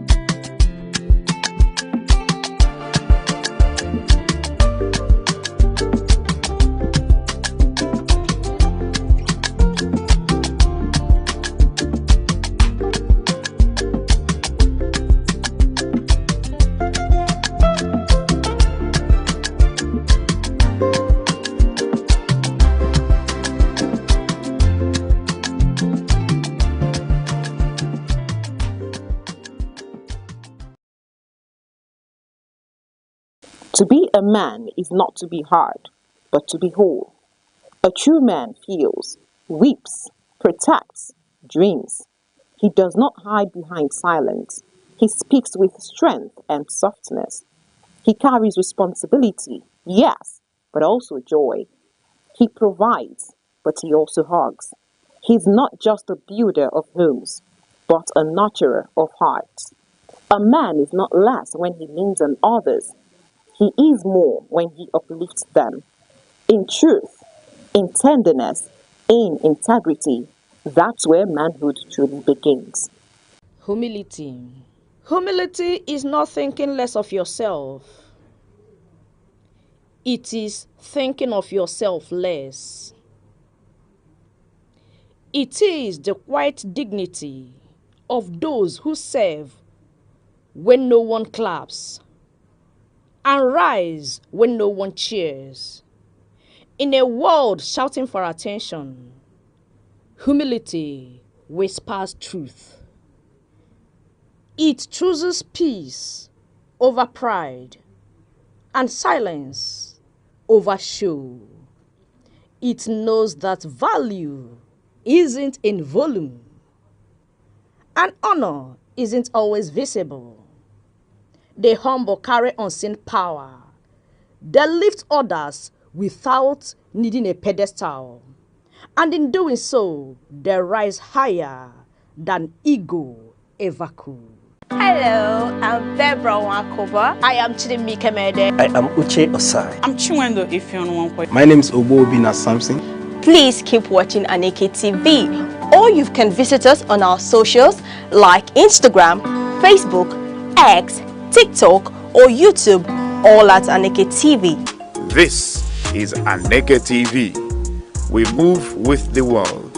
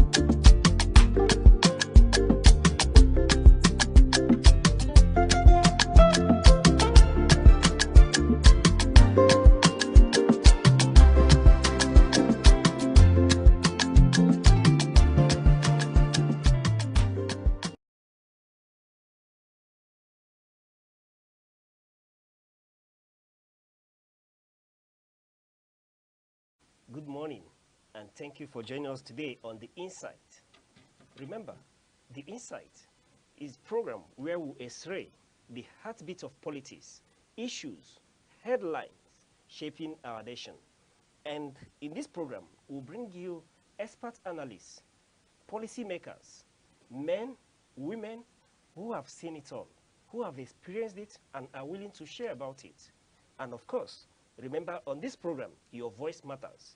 Today on Insight, we'll have a special guest, Honorable Nick Ozonsi, former chairman of Udi local government area, an analyst and a chieftain of PDP in Enugu State. Honorable sir, you're welcome to the Insight. Thank you. You're welcome too. Thank you. So, Honorable, let's get right into it. Okay. There's little time left. What's your assessment of Governor Peter Mbah's administration in Enugu State, especially regarding development?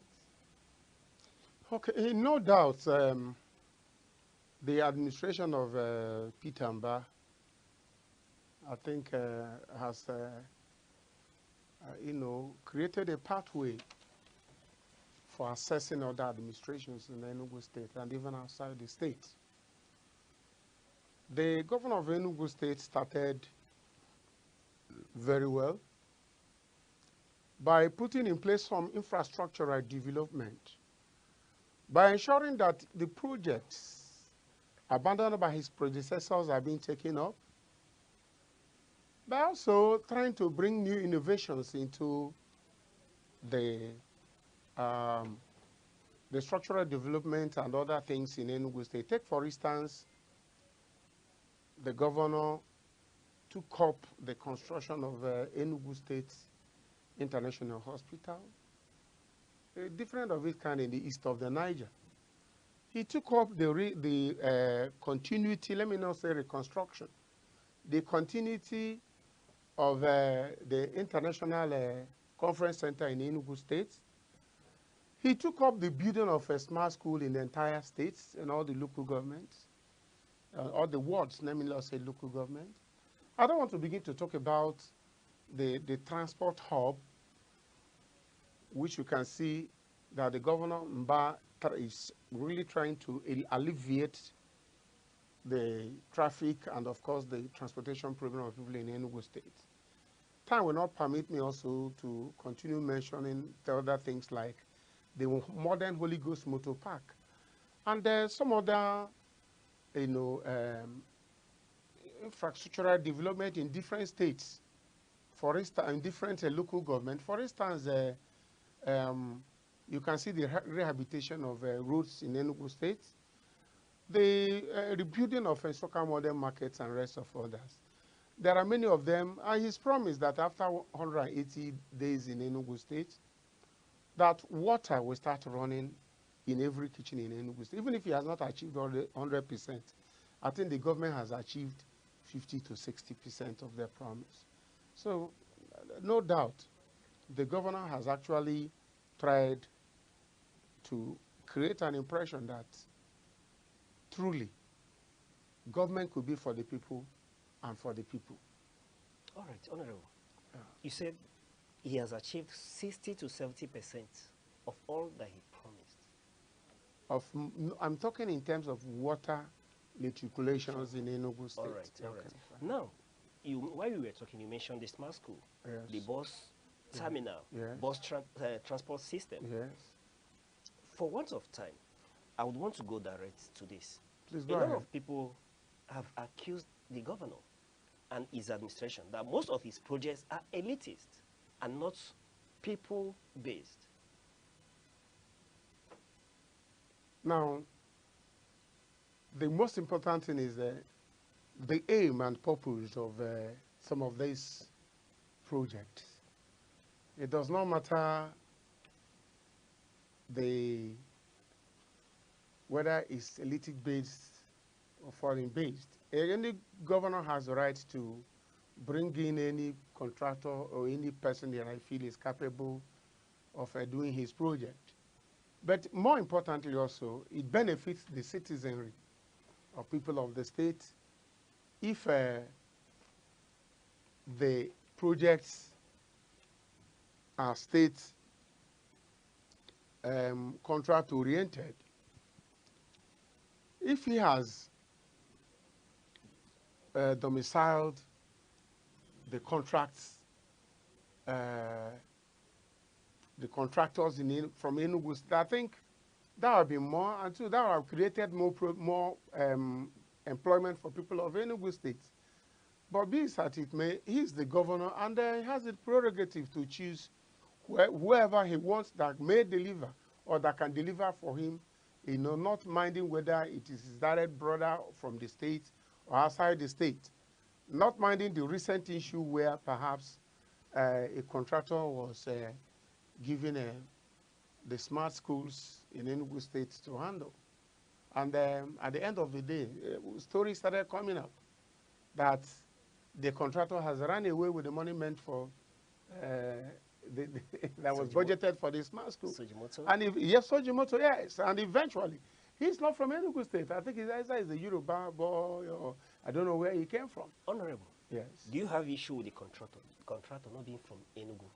That's what I said earlier before now. I said that I don't have a problem from where the contractor comes from, provided he can deliver. Are you getting me? But in this case? But if I'm allowed to choose, I will choose contractors because we have qualified engineers in Enugu State. I would have choose contractors from Enugu State. That will create more job opportunities for those who cannot get mere employment. Are you getting me? Right. So, but governor has chosen those he feel that they are comfortable. And you can now see the outcome where somebody has dwindled the government billions of naira and is now being declared wanted by the EFCC and even the state government. So I think the process is not, though the government meant well to ensure that these projects are being handled, but their system, their method of awarding this contract, to whom it was awarded, to how it was awarded, it has been on the air and all over Nigeria. People have been tongues have been wagging concerning the process of those, how these contracts were being awarded, even though the governor had a good intention. But then, the good is not good enough. All right, Honorable. Yeah. You know, I'm rushing because of time. Okay. But before I will take you to other issues, bearing in mind what you say, speaking to the aim of the governor, analysts, intellectuals, indigenes of Enugu have argued that, for instance, the bus rapid transport system, the governor has embarked on and is working effectively, was equally embarked on by previous administration and collapsed. Don't you think that this is not the right way to go? Now, like I said before now, the governor is first governor in Enugu State to take up the project, the abandoned project of his predecessors. Are you getting me? So, and it's working. The issue is not making starting off big projects in the state or gigantic projects. The problem is the problem of continuity, the problem of sustainability. Like if the governor goes out, will the oncoming government sustain these things he is doing, like the smart school? Another government could come and say, no, let's go back to the older system. Just like when we used to have Oriental Line, we used to have Enugu, which is then Anambra Enugu transport system. From there, we enter into Coal City. We have gone into different stages of transportation system in the state. Yeah. And today, they are all moribund. And of course, out of existence. Why? Because of sustainability. The government did not create room for sustaining some of this transportation system. It becomes in such a way that when the government goes, the program collapses. So I am praying that, like this one that the governor of Enugu State has started, hundreds of buses lined up in Okpara Square, and people were looking at them until they were brought into Holy Ghost Motor Park. There should be there should be a program to ensure that these projects are sustained, and not after the tenure of the governor, the project collapses. So that should be a very, very important thing, even if it will be enacted by the Enugu State House of Assembly. They should have means of sustaining every project. If not that the Pitamba took up the issue of state presidential, that place will remain a den for thieves. If not that he took up that of an international conference center to accomplish it, it will remain a burial ground. And there are so many other things that government left, but some other government came up to resuscitate them. So I think it's very important when any project is to be embarked upon in the states, there should be an assurance that these projects, should have, a sustainable law or order, so that when the governor is not there, somebody can continue. I have people saying, smart school, smart school. By the time the governor goes, the smart school collapses. It's not a good thing. So the governor has a good intention to ensure that the Enugu State people have a new phase of, educational background. And it will be a good thing for another government to come to sustain. It does not mean whether you are a fan or a close friend of Pitamba. But once it's a good thing in the state, we should all join hands together to sustain it. All right. Honorable, you're still in the PDP. Yes, of course. I am. You're the coordinator of deputy coordinator of concerned PDP stakeholders in Enugu State. Yes. What is this about? Yes, the concerned citizens of PDP in Enugu State are the original PDP members, the die-hard PDP members, the PDP member who said that if anybody leaves PDP to go to any party, will still remain in PDP, including the governor that was rumored that he'll be going into APC or into any, it's just a rumor. I keep telling people that as long as the governor remains the governor of Enugu State, he is the leader of PDP. But if he's leaving PDP today to another party, there are, the aborigines, there are the fundamental members of PDP who said on PDP we stand. I know there was a time when there was almost nothing like PDP. It was only people like Nyesom Wike, them, count them, there are some of them who insisted on PDP will remain. And that is why you're still hearing about PDP today. So we are the people who said on PDP, even if it is the last, we are to be 2 or 3 standing on the line. If they leave PDP to any party they like, oh, good and fine. We are the people that will hold the tenets of PDP in Enugu State. All right, that speaks to the fact that there's a concern, there's an issue. Yes. Are you scared or you are afraid that Governor Pitamba is most likely to join his colleagues Oh, and no, defend no. APC? No. Pitamba is a citizen of Nigeria. And he has the constitutional right to join any party he likes. Some people have joined one parties more. Atiku has joined, I think, more than 4 times, run in and run out. So the governor of Enugu State, it is his constitutional right to move to any party of his choice where he feels there is a light at the end of the tunnel. But Honorable So, but I'm coming. I am not afraid. That is why we are the people who said we want to maintain the tenets of PDP. We want to ensure that even if the fire remains the last charcoal, we keep fanning that charcoal until it blossoms. That we are not moving anywhere. We are not going outside anywhere apart from PDP, even if it's the last person that stands. Honorable Nick will be the last man standing. Is that to say that should tomorrow the governor moves, Honorable Nick will still remain in PDP? Jesus Christ.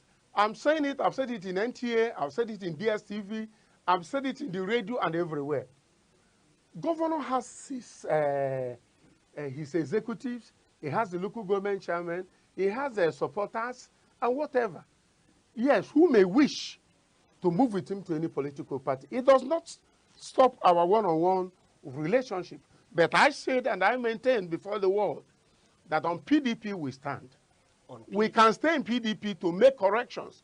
Those things that anybody may be running away from, they are not incorrectable. We can correct those things and then ensure that things are being put in place. I've said it on the air. If the governor reports that anybody is putting finger in his eyes that is trying to push him out of PDP, I will march more than 1,000 men from Enugu State to go and meet that person who said that governor should leave, so that we can appeal to the governor not to go anywhere.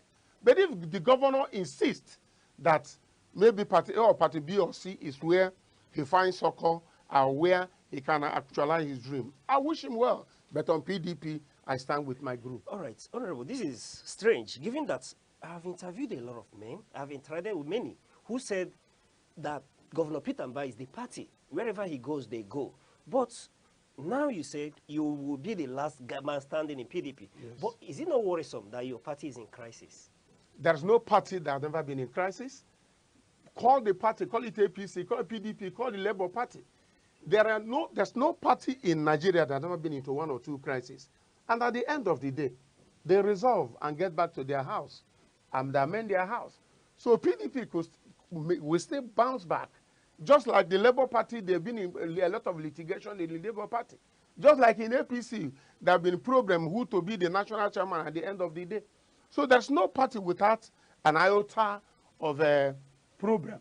And at the end of the day, they resolve and their party continues. You see your party resolving these issues when a member of NEC of your party at the national has come publicly to say that he will stop at nothing to see that the opposition or the leading APC presidential candidate, President Bola Ahmed Tinubu, emerges in 2027. This man sits in your neck and has given your party conditions which may not be tenable before your assumed convention of November 15 and 16 in Ibadan. You are talking about Nyesom Wike. Sure. The former governor of Rivers State, who Yes. is now the minister Yes. of the FCT. Let me tell you something. Everybody is entitled to his opinion. Nyesom Wike stands to show PDP that you cannot eat your cake with left hand and you collect it with your right hand. You support him? I am coming. I'm not supporting. I'm making assertions. When Nyesom Wike were sponsoring the different governors from different states in the elections, they were clapping hands for him. When Nyesom Wike was supporting and ensuring that some people become members of the National Executive Council, National Working Committee, BOT members, putting in his money, they were clapping hands. And now, in all, Nyesom Wike holds all of them on the neck. Who are they now to begin to try him? When election of River State, that they say it was won by the Labour Party, but at the end of the day, they declared the APC, that Nyesom Wike has hand in it. Who among these PDP people that are making noise that came up to probe Nyesom Wike or to try him that he did anti-party? Nobody. They were silent because of this information I gave you now, that he supported all of them. So how can you have a lizard in your house and you allow it to grow to crocodile? And when it became a crocodile, you begin to shout foul? No. Nyesom Wike is standing on justice. He is standing on the Constitution. How can somebody who was, let me take for instance, in the South East here, the Southeastern leader of PDP, Ali Odefa, he was suspended by his word, and the thing continued to linger until the thing went to court, and they warned him, and the Supreme Court gave verdict about him. That is no more the Southeast PDP chairman, the zonal chairman. And he's still showing himself. And Wike is saying, on that court process, he stands. Supreme Court, I'm not talking about High Court. How can we cover it? You come to issue of Samuel Anyanwu, who was the PDP National Secretary.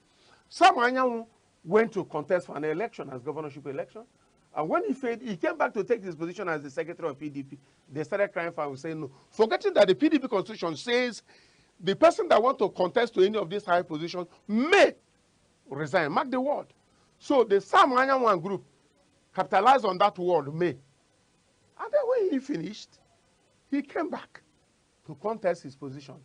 And one of our brothers called Sunday Okoye, struggled with him. The governor supported him and the rest of the people in the Southeast. But at the end of the day, Sam Anyanwu also, with that word, may, won at the Supreme Court. So tell me why Wike will not insist that whatever is the verdict of Supreme Court should stand, and people see him as a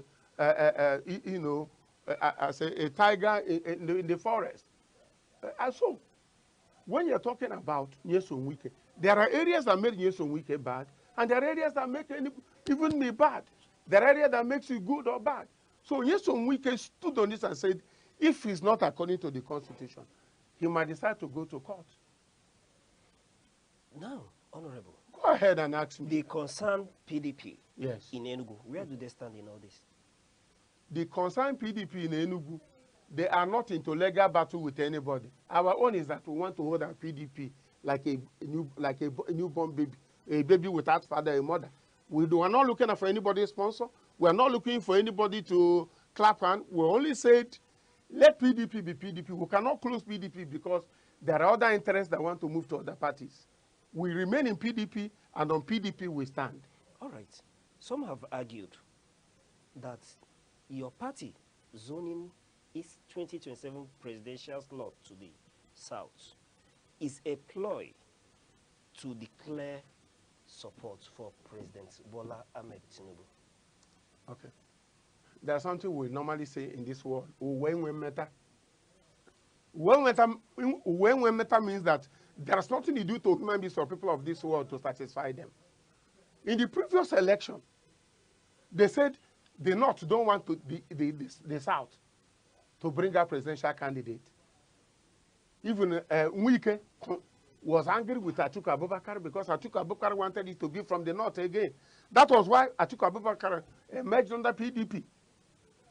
Until when people saw what Wike and the G5 governors were, requesting that they should allow the South to produce the presidency in PDP. That's why they made a U-turn this time to say we are zoning it to the South. Remember, they were crying about the previous North Abubakar. Now, If they had allowed the thing to remain in the north again, it would have been the same hue and cry. That they have allowed the north again to produce presidential candidate. Now that they have allowed the south to go and bring presidential candidates in this, people are saying it's a ploy to enable Ahmed Tinubu to win the election. So what do we do to make people happy or to satisfy people? What we should be talking about is having a credible candidate from the southeast, a credible candidate from the southeast or even from the south that can stand and challenge the presidential candidate of a APC. That's what we should be clamoring for. I'm not saying they want to bring it to the south for Tinubu to take it back to the north. It even be better for them. So all along we've been saying that we have not been given opportunity in the south, especially in the southeast, to produce a presidential candidate. Now the opportunity has come. We will continue to cry wolves as against when it was in the north, during the time Atiku Abubakar takes it all. So I think we should give our people a chance.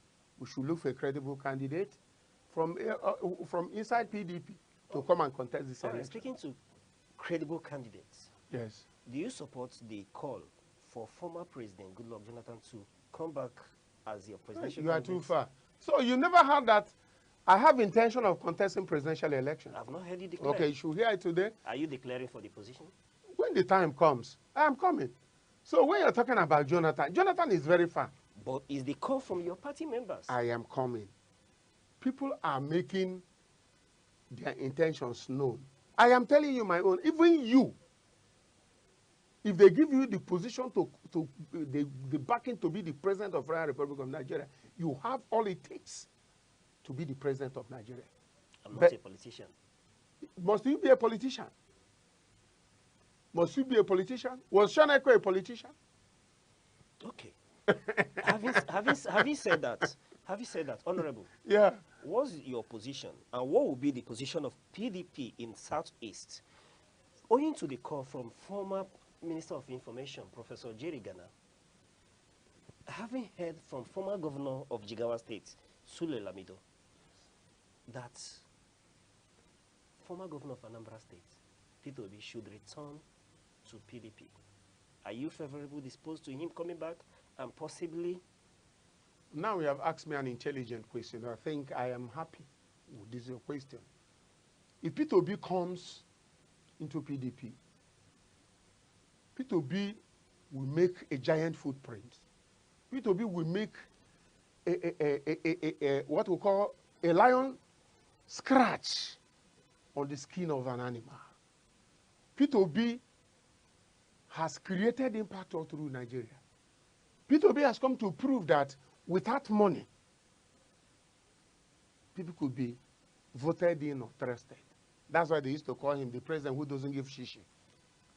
If Peter Obi comes, it is not the issue of Labour Party. Peter Obi, if he comes, is coming with the strength and legaria of the obedient movement. And mind the obedient movement are people from different political parties, people who are not even partisan, artisans everywhere. They are this movement. So these people are still standing on the ground. So whichever party Peter Obi goes, I am envisaging that the remnants of this movement will go with him, coupled with the people in that party. So I think Peter Obi will have a better advantage than myself, who doesn't have that kind of movement. I only have my mouth and then my friends all over Nigeria. And you have your followers as well. That's what I'm saying, that my followers may be just very minute compared to Peter Obi's followers. Okay. So I think it will be an advantage. That of Goodluck Jonathan, if I'm in a position, I will beg Jonathan to, to sustain the tempo of his honor in Nigeria and the entire world. I will plead with him to remain an elderly statesman, which he is, remain a man of integrity, which he is, remain a man who could be seen as a political solution in situations like what happened during his time. I think with this, people should allow anybody from, I'm not just hinging on Peter Obi, but anybody who is credible from the Southeast to contest this election. All right. Having said that, let's go back again. Let's take a step backwards. Okay. Your NEC member, financier of your party, has said he's coming back, will kill PDP. Yes, Aneke. I am coming. That is his opinion. Are you getting me? It is his opinion. And let us, one thing he has not made open for we to understand is why would he keep PDP? And I want to say, why is people scared of P2B? I am not a member of the Labour Party. I am not a fan of any of these people. There are other people.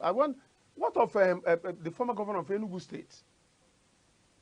Ifeanyi Ugwuanyi, is he not capable of leading? You are forcing me to talk.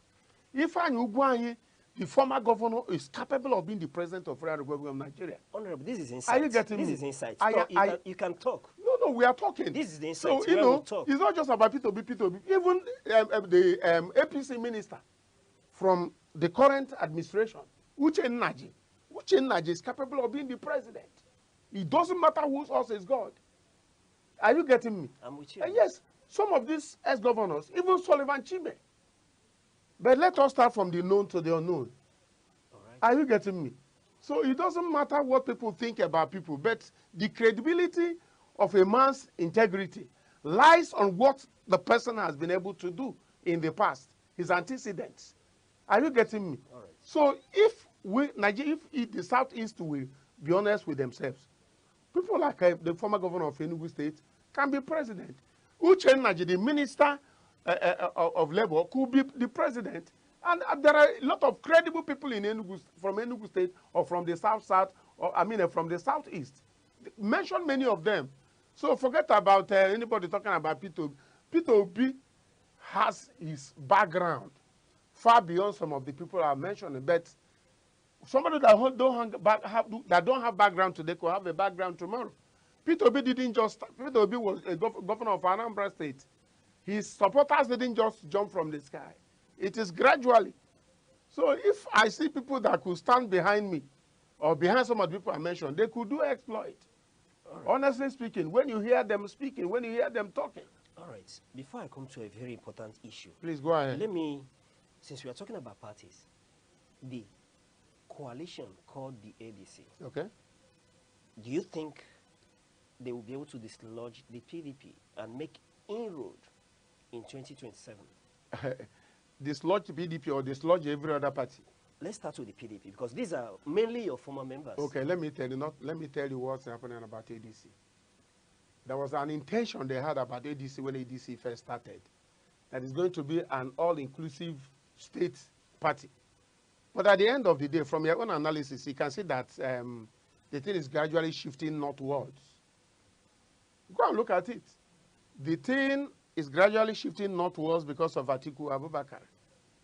The thing is gradually shifting northwards because of El-Rufai. The thing is gradually shifting northwards because of the former Senate president, who is their current chairman, David Mark. Then you go into the APC bloc. The APC bloc is gradually shifting down west and spreading a little to the east. It's a good analysis I'm giving you. So if the ADC has started with the tempo with which everybody saw it, it would have been like the obedient movement. All right. But when the center cannot hold, Chinua Achebe said things will start falling apart. Okay. Having said that, we are talking the Southeast now. There's a worrisome issue that has been in the front burner in the Southeast over time immemorial. Aneke is doing voter registration exercise. Okay. The numbers from the Southeast is not encouraging. Okay. Enugu State in particular. Okay. He has to take the likes of El-Rufai to go to Imo State and preach to them there to participate in the voter registration exercise. Okay. Honorable Nick, is it not worrisome that with this attitude that we cannot make inroad in national politics? Well, somebody said once beaten, twice shy. The apathy in voters registration is not unconnected with the treatments the Southeasterners have been receiving after every election. You see a local government that will vote, or a state perhaps that will vote and have up to maybe 20 or 30 million voters. And at the end of the day, they will say that that state, the party that holds sway in that state did not win. Take issue of P2B, for instance. Take issue of what happened in River State, for instance. People will vote, be with their voting strength, carry their records to show they win. At the end of the day, different thing is declared. And it makes some people to begin to feel that, are we falling back? Are we moving backward or forward in electioneering in Enugu State? So it's good to advertise for voters' education or registration of voters. But it's more important to have what we call electoral reform in Nigeria. Electoral reform where the president will not have an absolute power over Aneke. Electoral reform where the president can no longer appoint the Aneke chairman. Electoral reform where people's vote counts. From their ward, election will be declared. At their local government, election will be declared. At the state, election will be, and at the end of the day, the whole thing will be collated. Not a place whereby you hear that Beaver works here. Beaver did not work here. Manual collation was done there, and the electronic collation. No, there should be harmony. There should be harmony in all these things so that Nigerians will have confidence in the electoral system. There should be amended electoral laws to ensure that this thing I'm saying are done. It's not what government can just get up and say, we have done this. No, it has to go back to the National Assembly, where they have to review the Constitution and, of course, the strength of INEC, the strength of the president towards INEC, and some of these things that needed to be done to be harmonized to ensure that people are not disenfranchised at the end of every election. That is what is causing this empathy in registration of voters. All right. Thank you. All right. Honorable, speaking to reforms, before I let you go, for once of time, let me read something to you. Okay.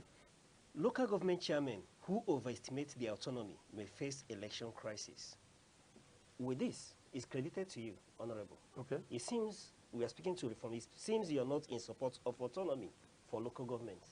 We didn't discuss about autonomy. Remember, we are talking about electoral reforms and what have you. But yes, if you want to talk we're talking about reforms. If you want to talk yes. about local government autonomy, I will educate you small. Yes. No, you've spoken to reforms, Yes. the electoral, the voter, why Okay. the party. Okay. So I'm taking you now on reforms. It's on the front burner concerning the local government. Okay. 1999 Constitution created 3 tiers government, and of which the local government is the 3rd tier. That's the federal, the state, and the local government.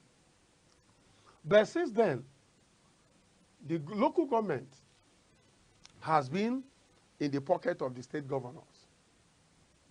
And people have been clamoring or agitating. Why should they call it a 3rd tier of government when it doesn't have a government of its own? And that was why the thing went to National Assembly. After National Assembly, it went to the Supreme Court, granting autonomy to the local government. And I stood in NTA in some television to tell people that there's difference between administrative autonomy and the financial autonomy in local government. Listen to me very well. If you give a local government financial autonomy, let your allocation be coming direct from the federal government, you have not given the local government administrative autonomy, where the state will not have hand in the administration of the local government, by appointing local government chairmen, by arranging the elections, and what have you. So until, I repeat to Nigerians, until local government gains both financial and administrative autonomy, the 3rd tier of government will be as good as being moribund. Because if you do anything as a local government chairman, the governor will remove you. Even some of them that are receiving the allocation directly from the federal allocations, they don't tamper it without liaising with the governors. If you do that, the next election, you may not see yourself on the table. So you must be open, allow the government to be dialoguing with you in terms of whatever comes to the local government. But if you say you want to do it alone, that any money coming to the local government because they are giving local government autonomy, you want to hold it, you earn to nothing. I was a local government chairman. I started from being a deputy before I became the chairman of the council. So I am speaking from experience. If you said, we have financial autonomy, our allocation is coming from the federal. If you tamper with that money without the directive of the state, you are finished. But the state will not come openly to attack you. But they will tell you, so amount that came in, so go to so deduction is to be made. It's only yes, sir, that will be coming out of your mouth. All right. And if you go beyond that, don't think about the next election. All right. Even if you stay to the end of the tenure where you are. All right. Honorable, we're out of time. But before I let you go, your final word on the performance of PDP in Enugu State. Should the election be called tomorrow, do you think the PDP would win, even if this governor moves to the APC? There are two things to this. People say that in time of crisis, you do not keep cooking pepper soup in your house. When there is crisis, even if it's unubu or herbs, you eat and let the war continue. But if you go down to start making merry when you have problem, there is a problem. The exit of Pitamba, if he does, I repeat, it will shake PDP in Enugu State. Especially the foundation he has laid in terms of infrastructure development. But when one door is closed, another is open. If Pitamba lives by the right-hand side, you will see people that will come in through the right-hand side. All right. So PDP in Enugu State will survive, though they will struggle and suffer, but it will not, their level of failure will not be as expected by opponents. On PDP we stand, and we cannot leave PDP because anybody is intending to leave PDP. We will hold the tenets and constitution of PDP to the end, even if it's only one man standing on the line. On PDP, Nichols stands. All right. You've heard that. On PDP, he stands. On PDP, they stand. This is where we'll draw the curtain today on The Insight. Remember, on The Insight, your opinion, your voice matters. Let us know what you think about this issue, about this topic, on our Aneke TV, on our Instagram, Facebook, X, TikTok, and YouTube. You've heard from the man himself. We've been speaking to Honorable Nick Ozonsi, former chairman of Udi local government, a political analyst, and currently the deputy coordinator concerned PDP stakeholders in Enugu State. Honorable, it's been wonderful speaking to you. Chief Uche, thank you very much. We pray and we hope to see more of you. Thank you. There are a lot of issues to cover, and we are openly inviting you to No problem. From time to time, just you call me, I'll be available to visit your studio. Thank you, sir. Thank you very much, and your lovable staffs. Thank you, sir.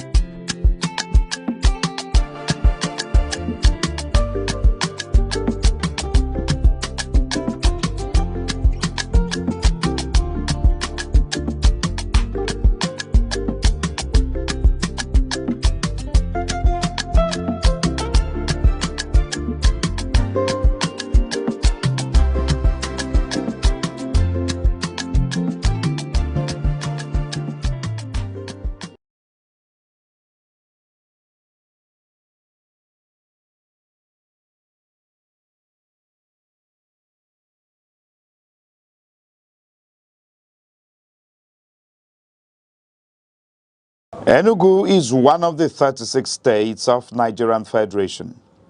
It is located on a hilltop in the southern part of the country. It has a rich history and robust cultural heritage that boosts its uniqueness. Igbo is a widely spoken language in Enugu State. Enugu is popularly called the Coal City State because of its large deposits of coal and other mineral resources. Enugu has 17 local government area councils. The history of Enugu dates back to the early 20th century, when the British discovered coal in the Udi Hills in 1909, which led to the development of Enugu City in 1912 as a thriving mining town. Enugu empowered the Nigeria railway system and electric plants greatly during the colonial era. On the 27th of August 1991, Enugu was carved out from Anambra to become a state. As the home of the Igbo people, Enugu's culture reflected in its music, art, and traditions.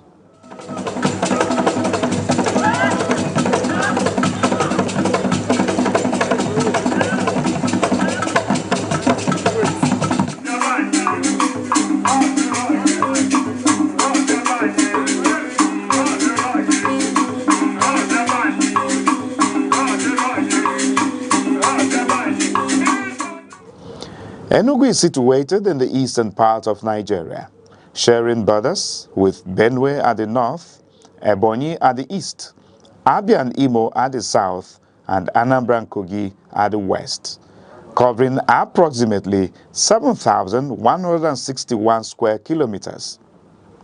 Enugu is characterized by undulating hills, forests, rivers, and fertile soil, making it suitable for farming.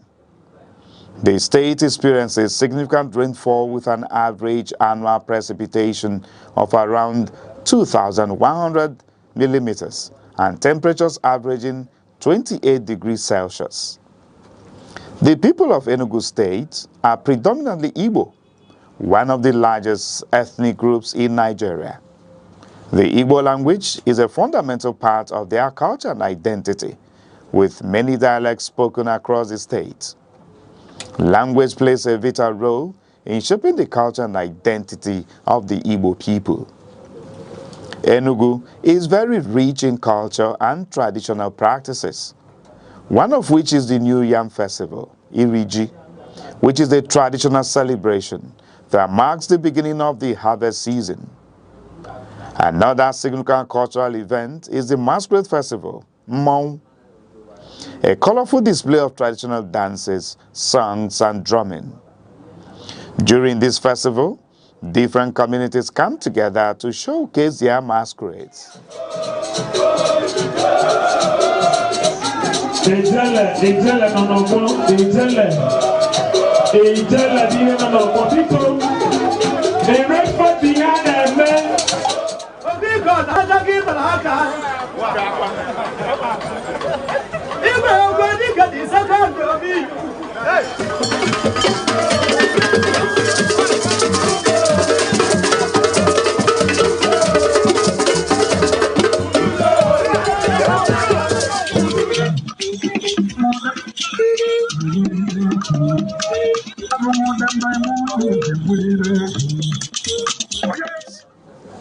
Enugu State is also known for its traditional arts including wood carving, pottery, weaving, and music.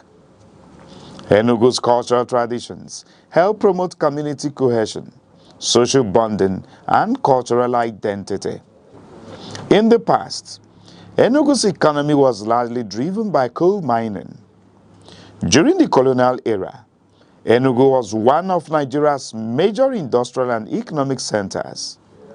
Today, Enugu's economy has become more diversified with some key sectors which includes agriculture, trade and markets, education and government, tourist centers. Enugu State is an important part of Nigeria, known for its cultural richness, peaceful environment, rich history and tourist attractions. From its coal mining history to its current role as an educational and cultural hub, Enugu continues to grow and contribute greatly to the development of Nigeria.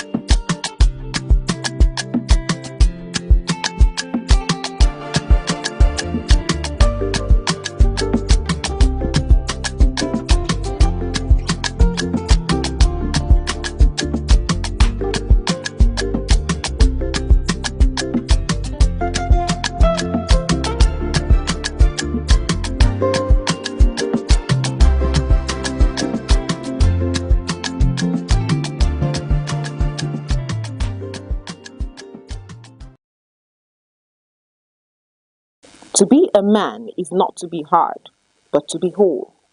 A true man feels, weeps, protects, dreams. He does not hide behind silence. He speaks with strength and softness. He carries responsibility, yes, but also joy. He provides, but he also hugs. He's not just a builder of homes, but a nurturer of hearts. A man is not less when he leans on others. He is more when he uplifts them. In truth, in tenderness, in integrity, That's where manhood truly begins. Humility. Humility is not thinking less of yourself. It is thinking of yourself less. It is the quiet dignity of those who serve when no one claps and rise when no one cheers. In a world shouting for attention, humility whispers truth. It chooses peace over pride and silence over show. It knows that value isn't in volume and honor isn't always visible. The humble carry unseen power. They lift others without needing a pedestal. And in doing so, they rise higher than ego ever could. Hello, I'm Deborah Wakoba. I am Chidimike Mede. I am Uche Osai. I'm Chiwendo Ifeonwankwe. My name is Obobina Samson. Please keep watching Aneke TV, or you can visit us on our socials like Instagram, Facebook, X, TikTok, or YouTube, all at Aneke TV. This is Aneke TV. We move with the world.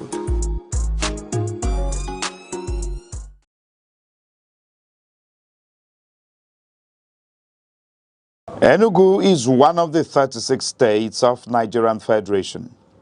It is located on a hilltop in the southern part of the country. It has a rich history and robust cultural heritage that boasts its uniqueness. Igbo is a widely spoken language in Enugu State. Enugu is popularly called the Coal City State because of its large deposits of coal and other mineral resources. Enugu has 17 local government area councils. The history of Enugu dates back to the early 20th century when the British discovered coal in the Udi Hills in 1909, which led to the development of Enugu City in 1912 as a thriving mining town. Enugu empowered the Nigerian railway system and electric plants greatly during the colonial era. On the 27th of August 1991, Enugu was carved out from Anambra to become a state. As the home of the Igbo people, Enugu's culture reflected in its music, art, and traditions.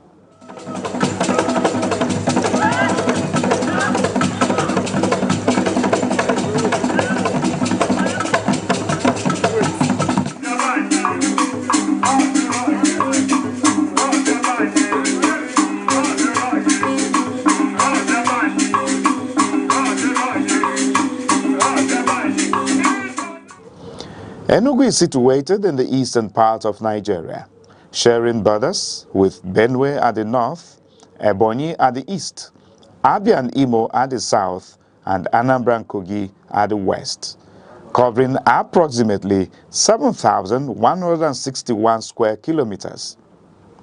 Enugu is characterized by undulating hills, forests, rivers, and fertile soil, making it suitable for farming.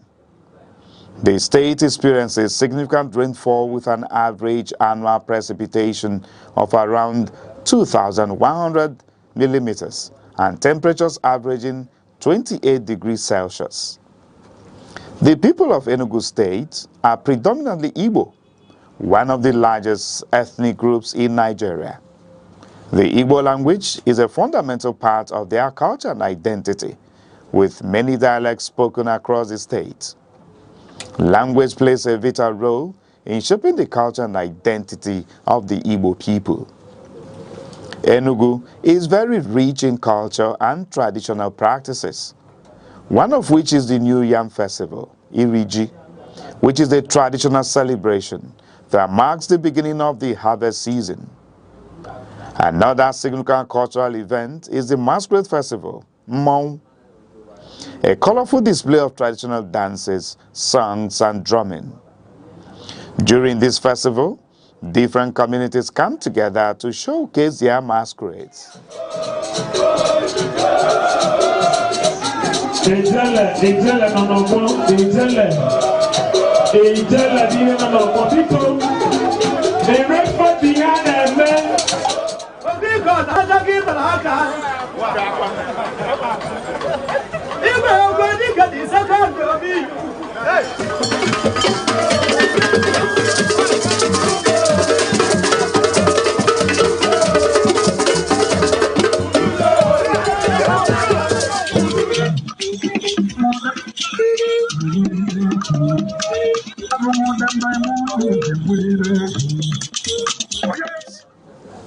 Enugu State is also known for its traditional arts including wood carving, pottery, weaving, and music. Enugu's cultural traditions help promote community cohesion, social bonding, and cultural identity. In the past, Enugu's economy was largely driven by coal mining. During the colonial era, Enugu was one of Nigeria's major industrial and economic centers.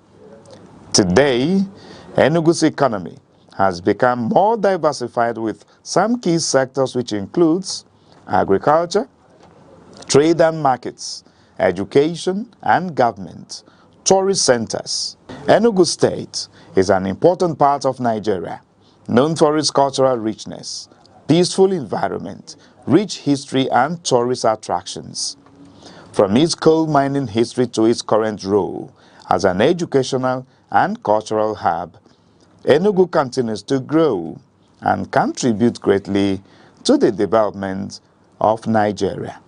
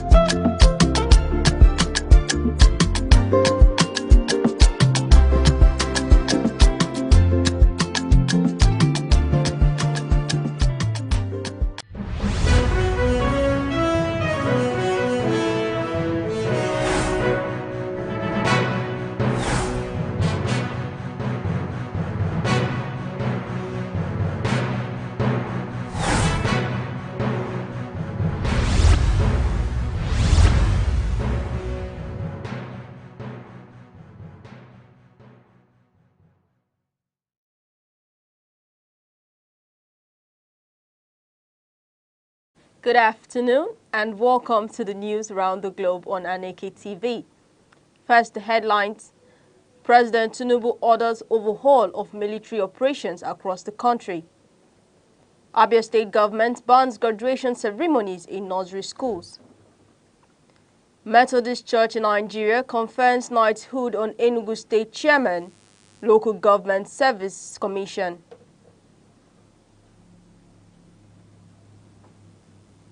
Now the news in details. I'm Deborah Nwaka Uba. President Bola Tinubu has directed the armed forces to review ongoing security operations, including the deployment of advanced military hardware and surveillance equipment to eliminate terrorist groups across the country. This comes as Vice President Senator Kashim Shettima expressed deep condolences to the government and people of Borno State over the recent terrorist attack that claimed many lives in Dara Jamal community, Bama local government area. According to a statement by his spokesman, Stanley Nkwocha, the Vice President reiterated President Tinubu's directive to the armed forces to review security operations, including the deployment of advanced military hardware and surveillance equipment to eliminate terrorist groups across the country. In the meantime, the federal government has assured retired soldiers that their entitlements will be paid this week, bringing an end to their week-long protest at the gate of the Ministry of Finance in Abuja. The protesting ex-servicemen had quietly dismantled their canopy and dispersed after meeting with officials from the Ministry of Finance, the Military Pension Board, the Nigerian Army Welfare Insurance Scheme, and the Security Debarment Allowance Department. Leader of the protesting ex-servicemen, retired Sergeant Ekundayo Ali Same, confirmed that the government's assurance followed a closed-door meeting where veterans represented their grievance. Sergeant Ali Seme told journalists that the government had collected the names of those who had not received full payments and promised that the payments would commence before the weekend. Now moving over to electoral matter. Over 3.5 million Nigerians have pre-registered online for their Independent National Electoral Commission (INEC's) permanent voters card. PVCs ahead of the 2027 general elections. The electoral umpire announced this on yesterday, barely 2 weeks after the exercise was kicked off. According to the data released, Osun is leading with 518,635, followed by Lagos State with 440,647 and Ogun State with 348,217 registrations so far. Over to education. The Abia State government has announced that graduation ceremonies will only be permitted for pupils completing Primary 6 and SS3, stating that such ceremonies will no longer be allowed in nursery schools. The state government, which clarified that the ban on graduation ceremonies applies to both public and private schools in Abia, said it was intended to ease the financial burden on parents.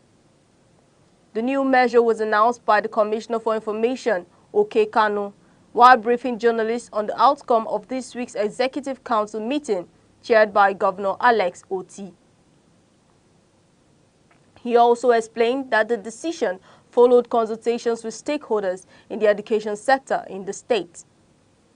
Still on education, the federal government is conducting a comprehensive mapping to identify those who are out of school or non-literate citizens across the country.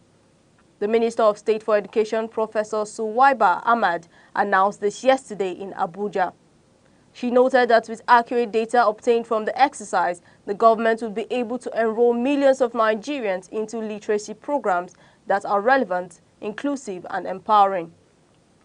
Professor Ahmad spoke at a ministerial media briefing to mark the 58th International Literacy Day with the theme Promoting Literacy in a Digital Era. The minister explained that the aim of the mapping was to achieve Sustainable Development Goal, SDG, 4.6, which calls for all youth and a substantial proportion of adults to achieve literacy and numeracy by 2030.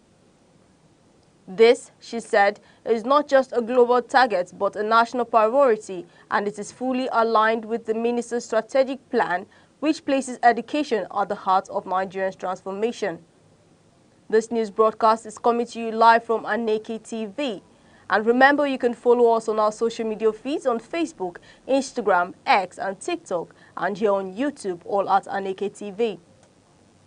Now a quick look at major developments in the news.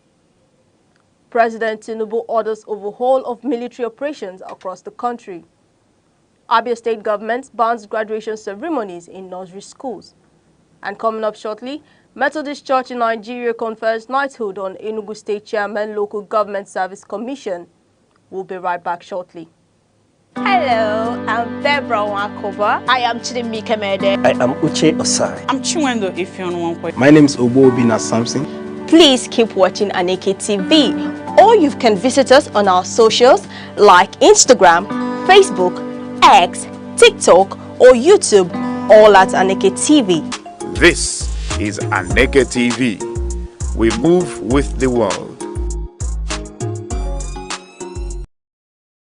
You're still watching news around the globe on Aneke TV. Moving on, Methodist Church Nigeria over the weekend conferred the prestigious knighthood of John Wesley on the chairman, Enugu State Local Government Service Commission, Sanana Abodo. Aneke TV was at Wesley Cathedral venue at the event and now brings you the report.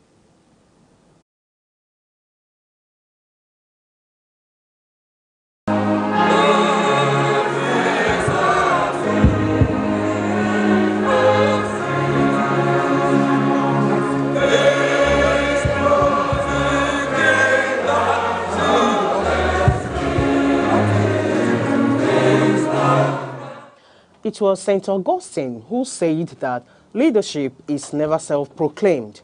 It is bestowed by the community and sanctified by faith. To be united in the church is not merely to be honored, but to be reminded that service, humility, and faith are the true emblems of greatness. For when service to others rises to the level of sacrifice, the church responds with honor, knowing that in serving humanity, one has served God. That quote now resonates with the honor of the chairman, Enugu State Local Government Service Commission, Sanana Obodo, with the prestigious knighthood of John Wesley, KJW, a man of impeccable character, whose style of selfless and unalloyed service is second to none. His admission into the knighthood of John Wesley is a clear testament to his outstanding leadership and pivotal role in social welfareism and community building. Sanana Obodo is a man greatly loved by his people, having contributed meaningfully to their lives and to humanity at large. It comes as no surprise that this honor into the knighthood is nothing but a reward for all his good deeds to the church, society, and humanity. This great event took place during the Enugu Archdiocesan 50th Thanksgiving service and the unveiling of the anniversary book at St. John Wesley Cathedral, Owani, Enugu.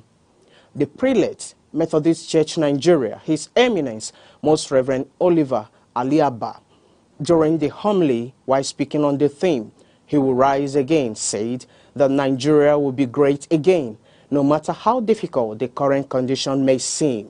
God is talking about return, all sons of God, return, all daughters of God, and mend their ways, and I will rise you again.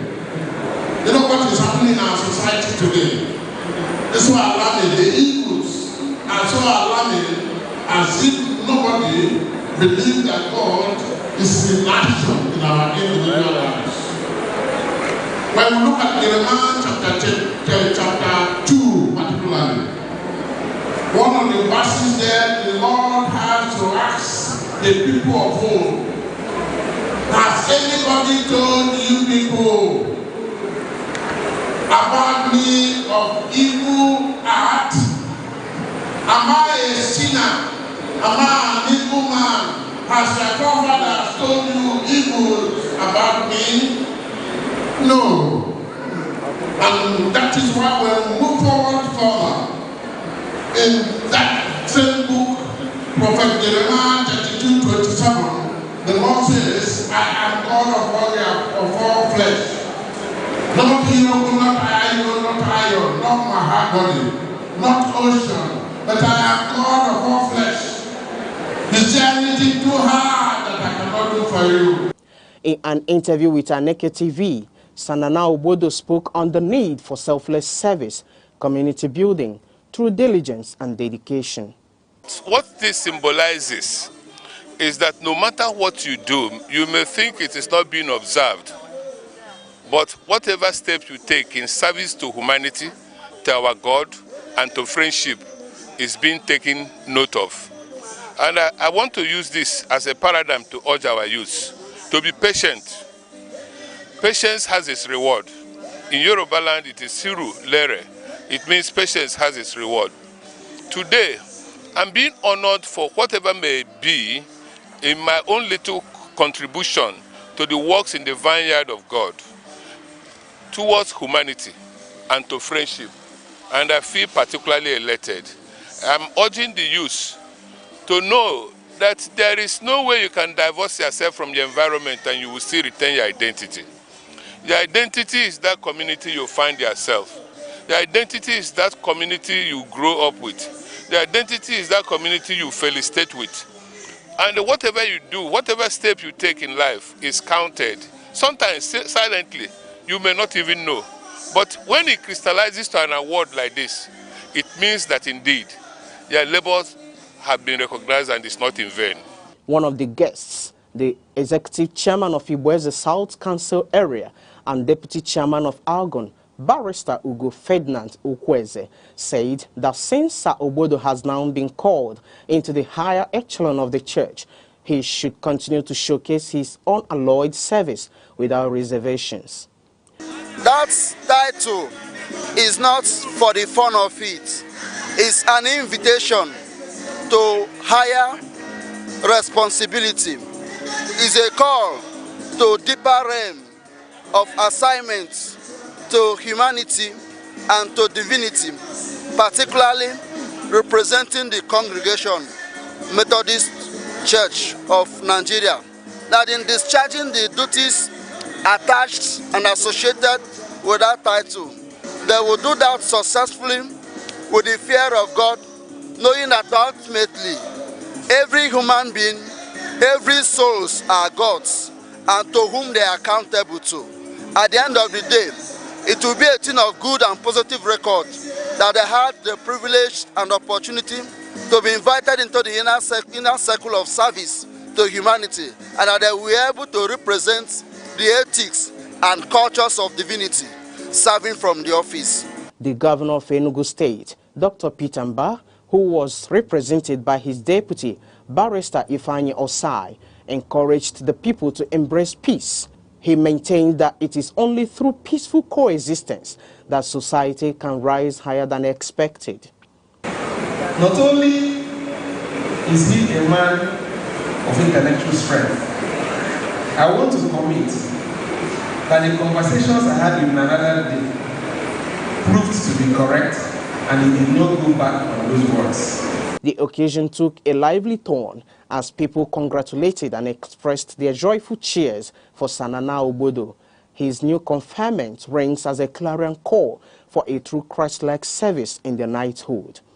Other key speakers also used him as a prototype, teaching that the rewards of a man who has spent the greater part of his years serving the community and whose goodwill is always centered on the growth and unity of his people are clearly visible. We are taught to imitate Sao Bodo and adopt his good way of life.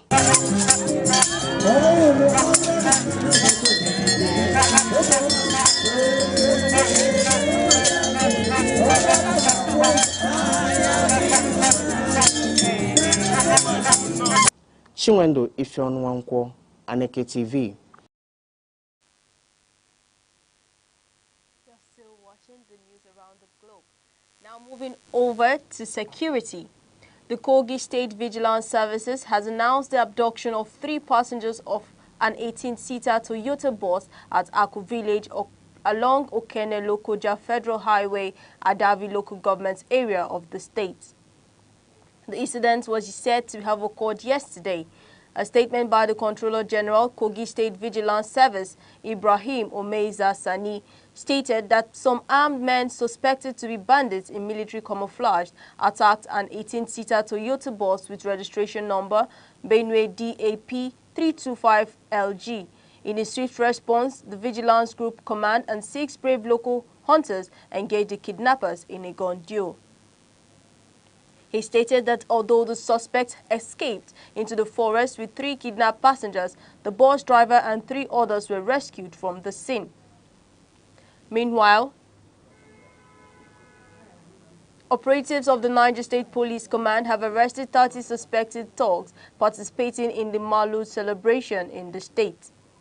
The police command spokesman, Wasiu Abiodun, made this known in a statement stating that the suspects were arrested from different areas in Minna, the state capital. Abiodun identified the suspect as Zaradin Ibrahim, aka Lagos Boy of Lagos Street, Dauda Usman of 123 quarters, Abubakar Ibrahim of Bakungu, Bashir Sanfiyano of Sabongari, and Abba Musa of Agwan Mahuta.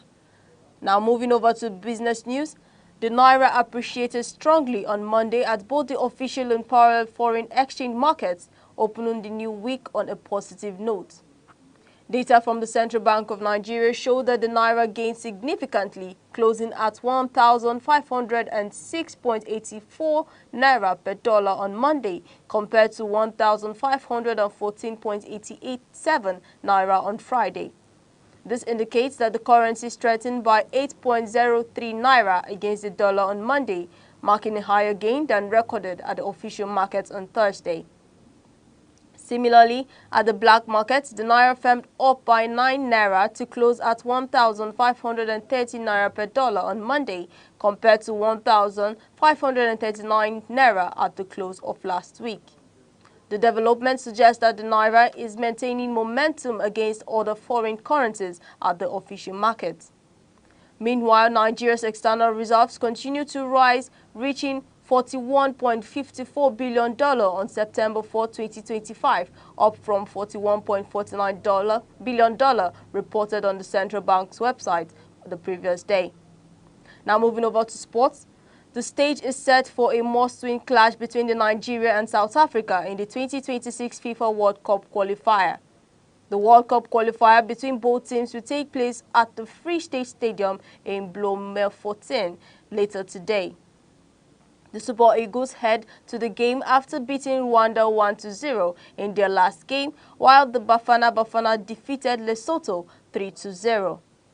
Now over to entertainment. Just like Dede and Joanna, Big Brother Niger Season 10 housemate Rude Boy has been asked to leave the house after answering the red phone. The moment threw the house into shock as show host Ebuka Obi Uchendu ordered him to leave immediately, declaring him evicted on phone. It follows when Dede first picked the red phone and was instructed to choose another housemate without explanation. She named Joanna, and both were told by Ebuka that they had been evicted. To end the news at noon, here are the main points. President Bola Tinubu has directed the armed forces to review ongoing security operations, including the deployment of advanced military hardware and surveillance equipment to eliminate terrorist groups across the country.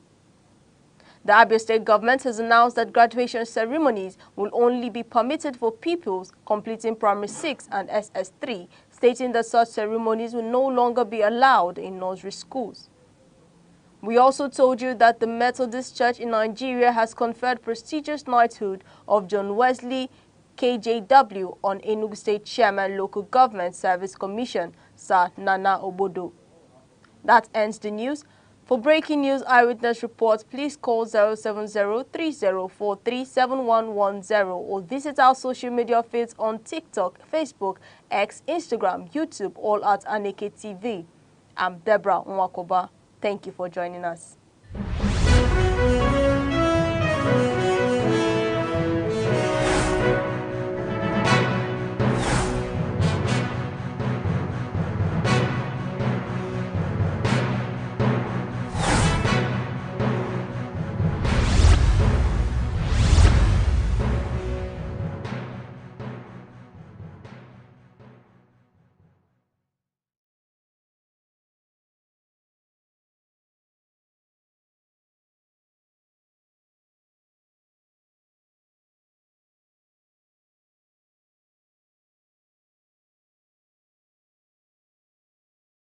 Hello, I'm Deborah Nwakoba. I am Chidimike Mede. I am Uche Osai. I'm Chinwendo Ifeonwankwe. My name is Obo Obina Samson.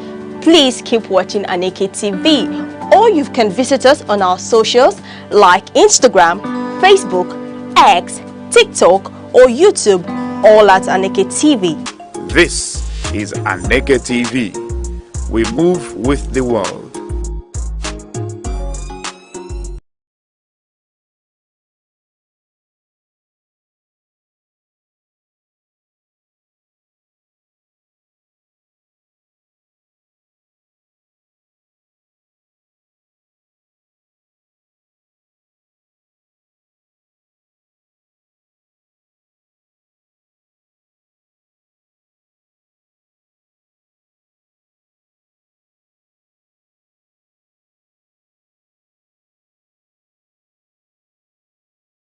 Beauty is not a mirror's gift.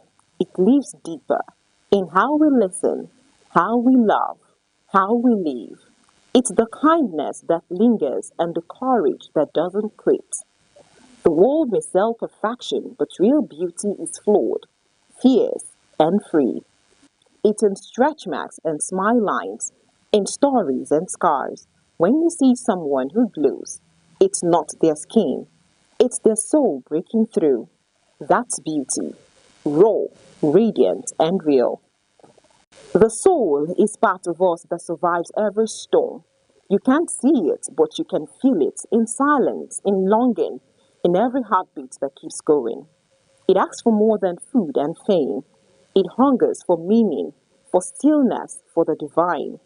The soul is where music is born, where peace begins, where truth hides. To care for your soul is the greatest act of self-love. For in the end, what we were fades, but what we are at our core remains.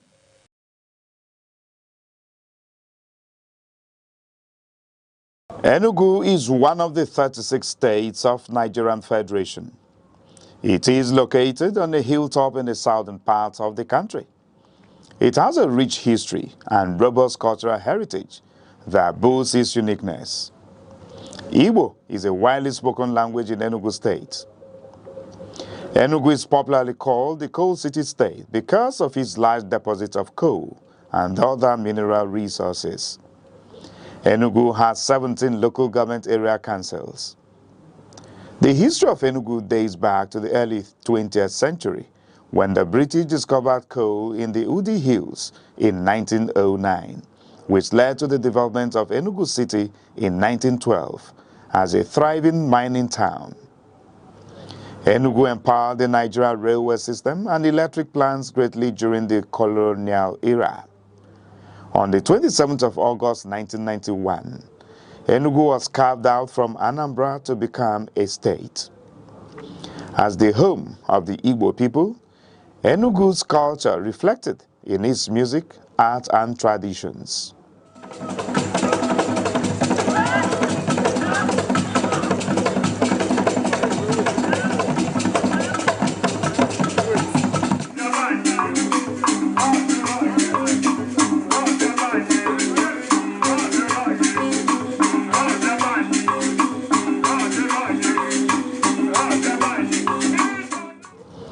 Enugu is situated in the eastern part of Nigeria, sharing borders with Benue at the north, Ebonyi at the east, Abia and Imo at the south, and Anambra and Kogi at the west, covering approximately 7,161 square kilometers.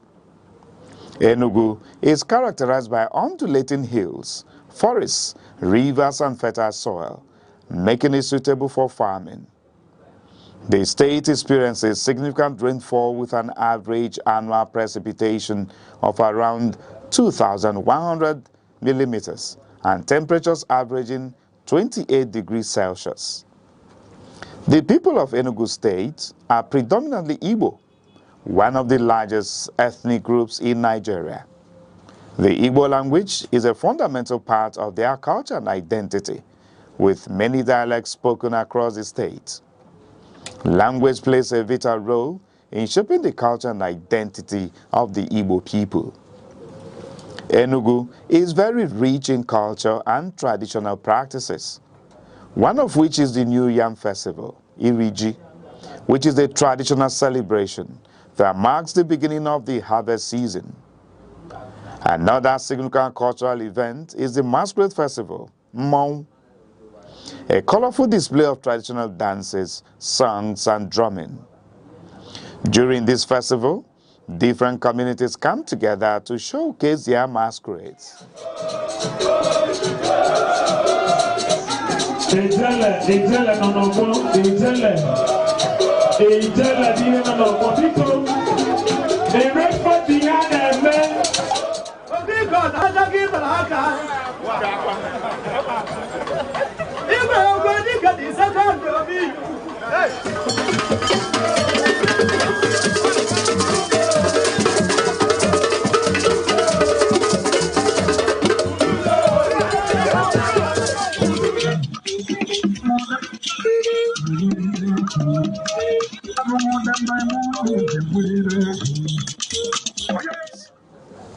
Enugu State is also known for its traditional arts including wood carving, pottery, weaving, and music.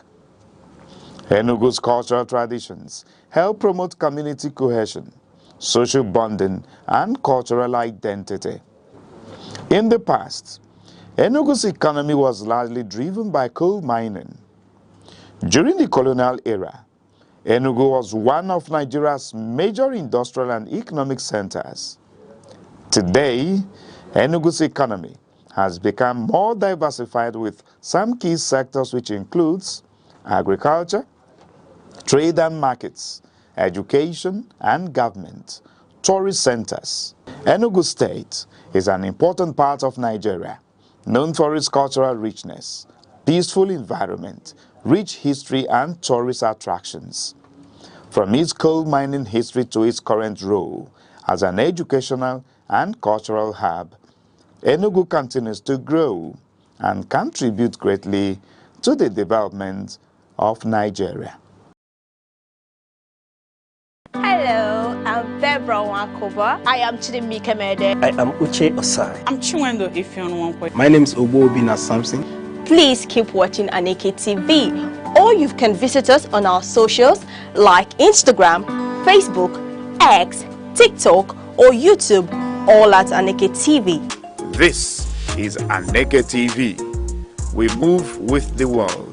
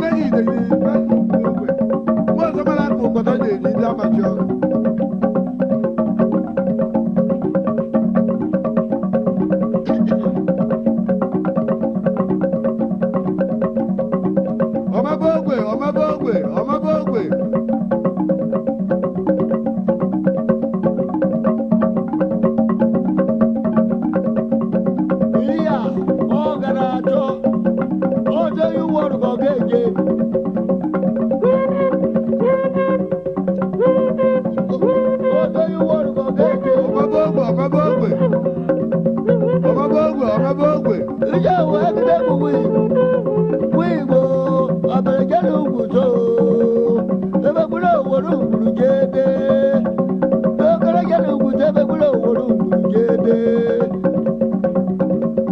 ebe makwala onye uche dịrị eji na ụka dụrụ enye ọkago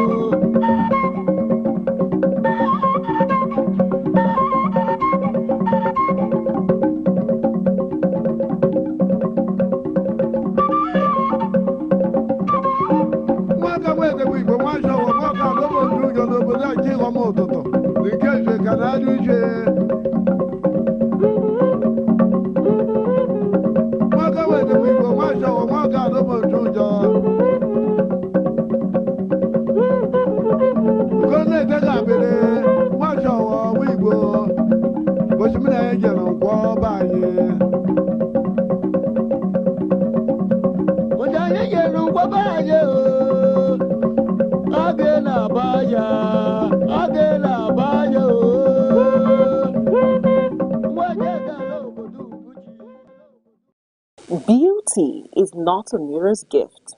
It lives deeper in how we listen, how we love, how we live. It's the kindness that lingers and the courage that doesn't quit. The world may sell perfection, but real beauty is flawed, fierce, and free.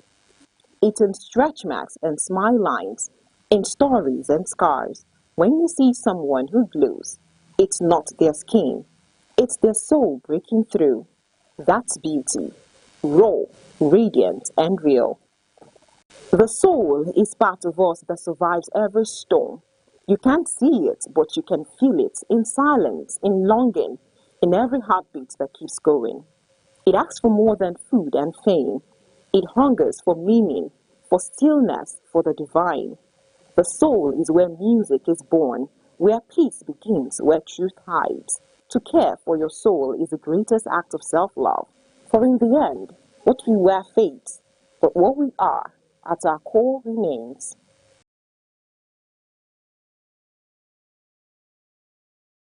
Enugu is one of the 36 states of Nigerian Federation. It is located on a hilltop in the southern part of the country. It has a rich history and robust cultural heritage that boasts its uniqueness. Igbo is a widely spoken language in Enugu State. Enugu is popularly called the Coal City State because of its large deposits of coal and other mineral resources. Enugu has 17 local government area councils. The history of Enugu dates back to the early 20th century, when the British discovered coal in the Udi Hills in 1909, which led to the development of Enugu City in 1912 as a thriving mining town. Enugu empowered the Nigeria railway system and electric plants greatly during the colonial era. On the 27th of August 1991, Enugu was carved out from Anambra to become a state. As the home of the Igbo people, Enugu's culture reflected in its music, art, and traditions.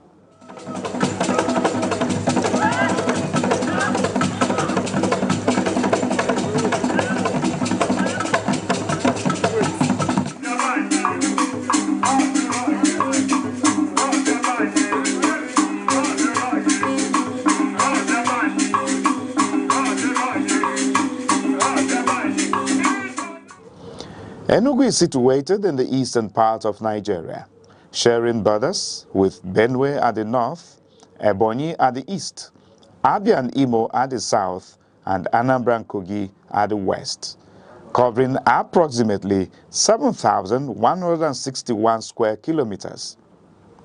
Enugu is characterized by undulating hills, forests, rivers, and fertile soil, making it suitable for farming. The state experiences significant rainfall with an average annual precipitation of around 2,100 millimeters and temperatures averaging 28 degrees Celsius. The people of Enugu State are predominantly Igbo, one of the largest ethnic groups in Nigeria. The Igbo language is a fundamental part of their culture and identity, with many dialects spoken across the state. Language plays a vital role in shaping the culture and identity of the Igbo people. Enugu is very rich in culture and traditional practices, one of which is the New Yam Festival, Iriji, which is a traditional celebration that marks the beginning of the harvest season. Another significant cultural event is the Masquerade Festival, Mmong, a colorful display of traditional dances, songs, and drumming.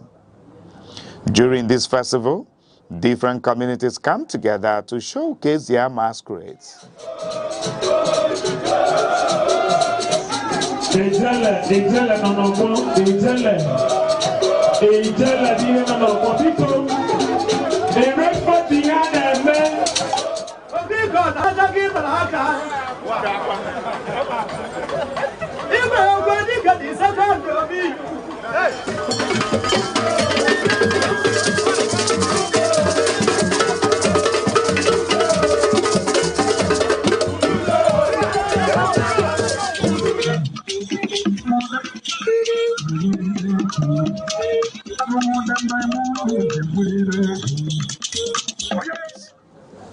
Enugu State is also known for its traditional arts including wood carving, pottery, weaving, and music.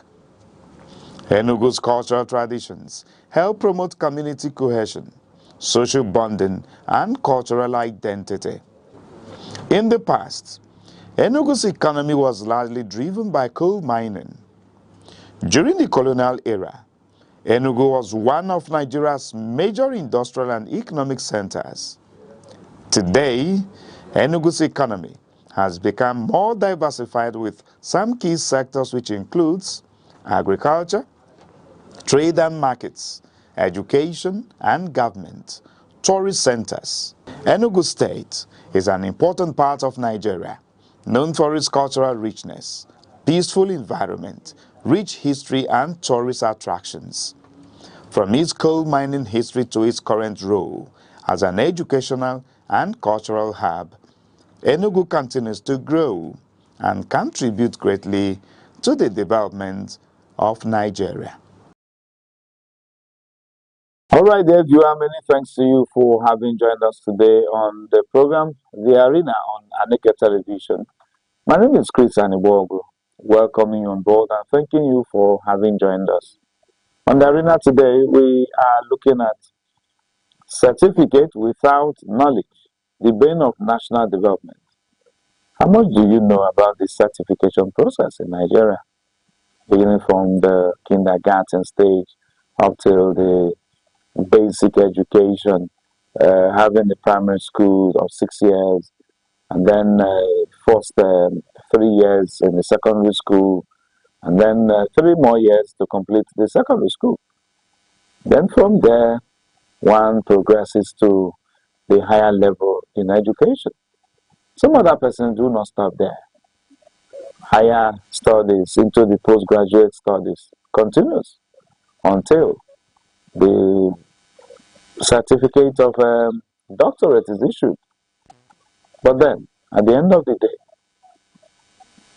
does it translate to knowledge? I mean basic knowledge. And then have we been able to transform this knowledge into something practical to bring about national development?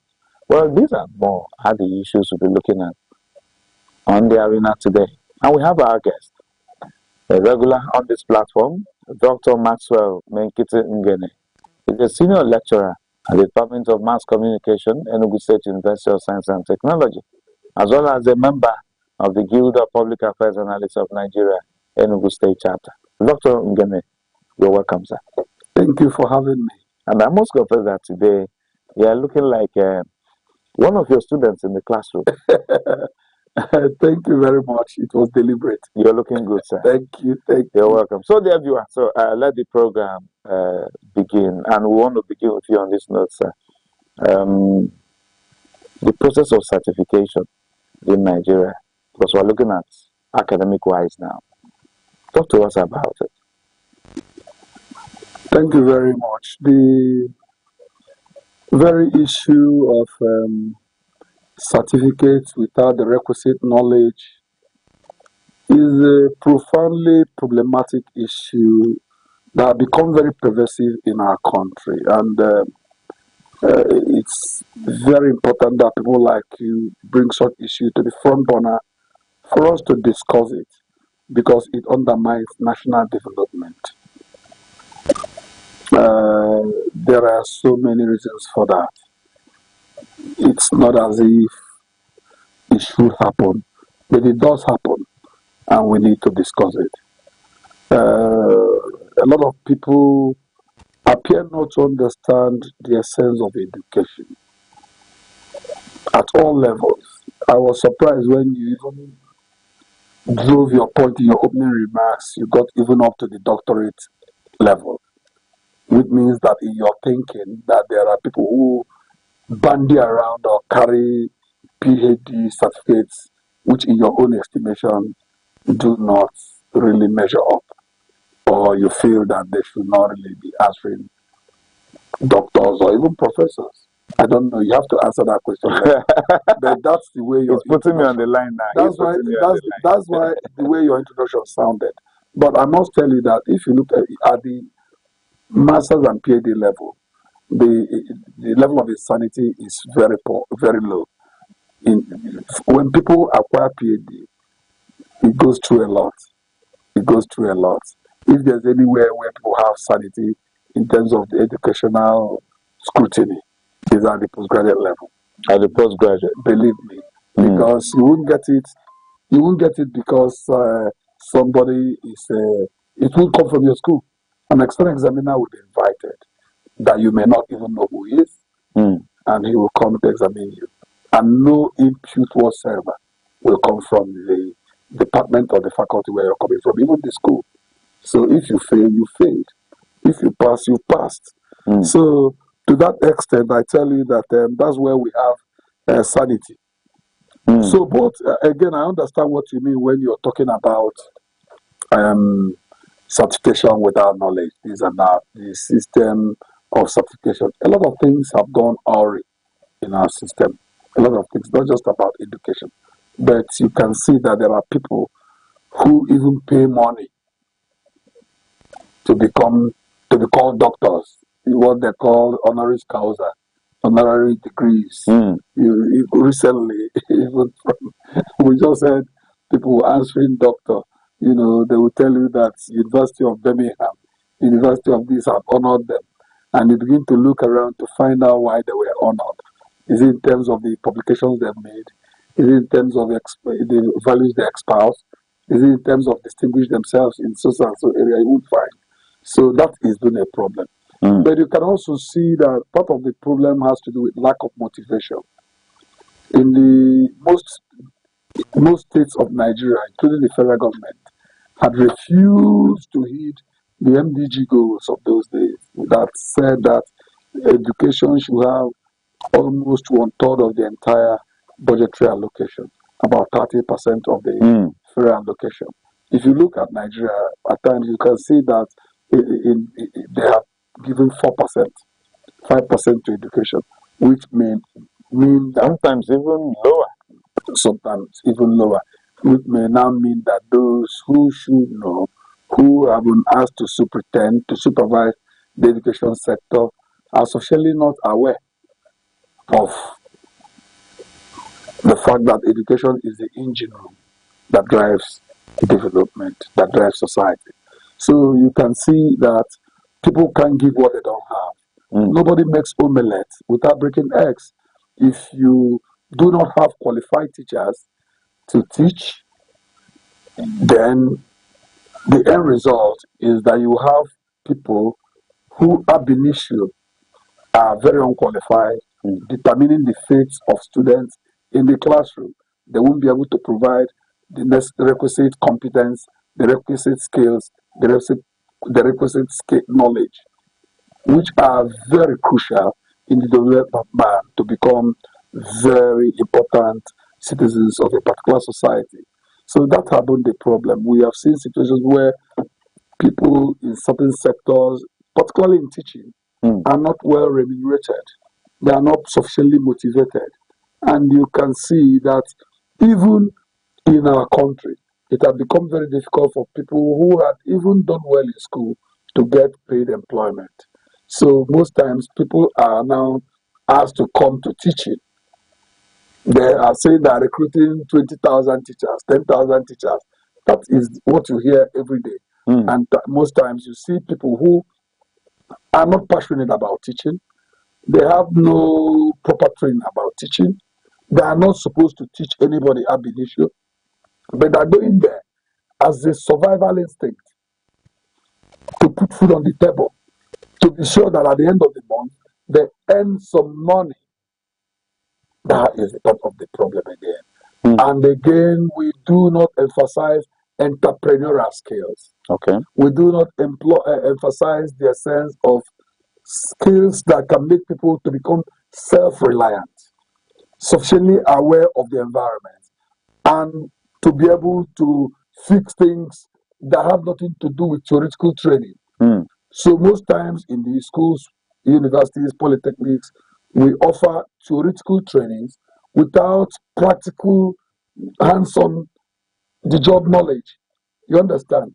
At times again, students also compound issues because when some students in the engineering, in mass communication, in some areas that need industrial training are asked to go for industrial training, they start to ask whether or not there will be remuneration. Will we be paid? What will we be paid? You don't blame them if you look at it from the lens of the lens that says that somebody who should come to work should be able to at least transport himself and at least take lunch, or at least make some money so that when he or she is going back to school, she or he won't be a burden to the family. But again, some students must have a rethinking and begin to prioritize knowledge acquisition. That most times organizations where they are going to go to acquire practical knowledge may not be able, given the poor economic situation of our country, to pay them even stipends. But it is extremely important for those students to go and acquire knowledge, practical knowledge, which may not be the end product, but is certainly going to translate into better results when they go back to school and making them ready experts when they graduate. And then they can begin to earn money they didn't earn when they were in industrial training. So there are so many things. You've just been able to lay the background. Thank you. And it's a very vast area to cover. So the topic is a very sweet topic, and that's a very problematic issue. For you all to have zeroed in on it, we need to commend you. Well, thank you very much.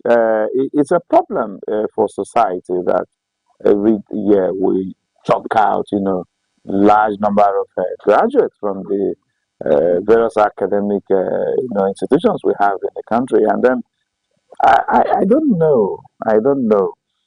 I needed you to talk us through the process of certification. Because to be honest, it's not an easy ride. It's not just you wake up, you get it. So that we'll look at the rigorousness. Okay. Let me start by telling you, let me use where I am, the university system. When children are admitted as undergraduate students, they start with the processing of the admission, where they bring their ordinary level results, birth certificates, etc. Like you say, it's a rigorous process. From there, they register their courses, because it is assumed that if you do not register your courses, that you are not a bona fide member of that department or that class. And for you to register for such, you need to pay your school fees. And everything is now done through technology. And that is why a lot of students who are unable to register their courses in universities today, they go through hell because they become non-ICT compliant people. And most times they are now forced to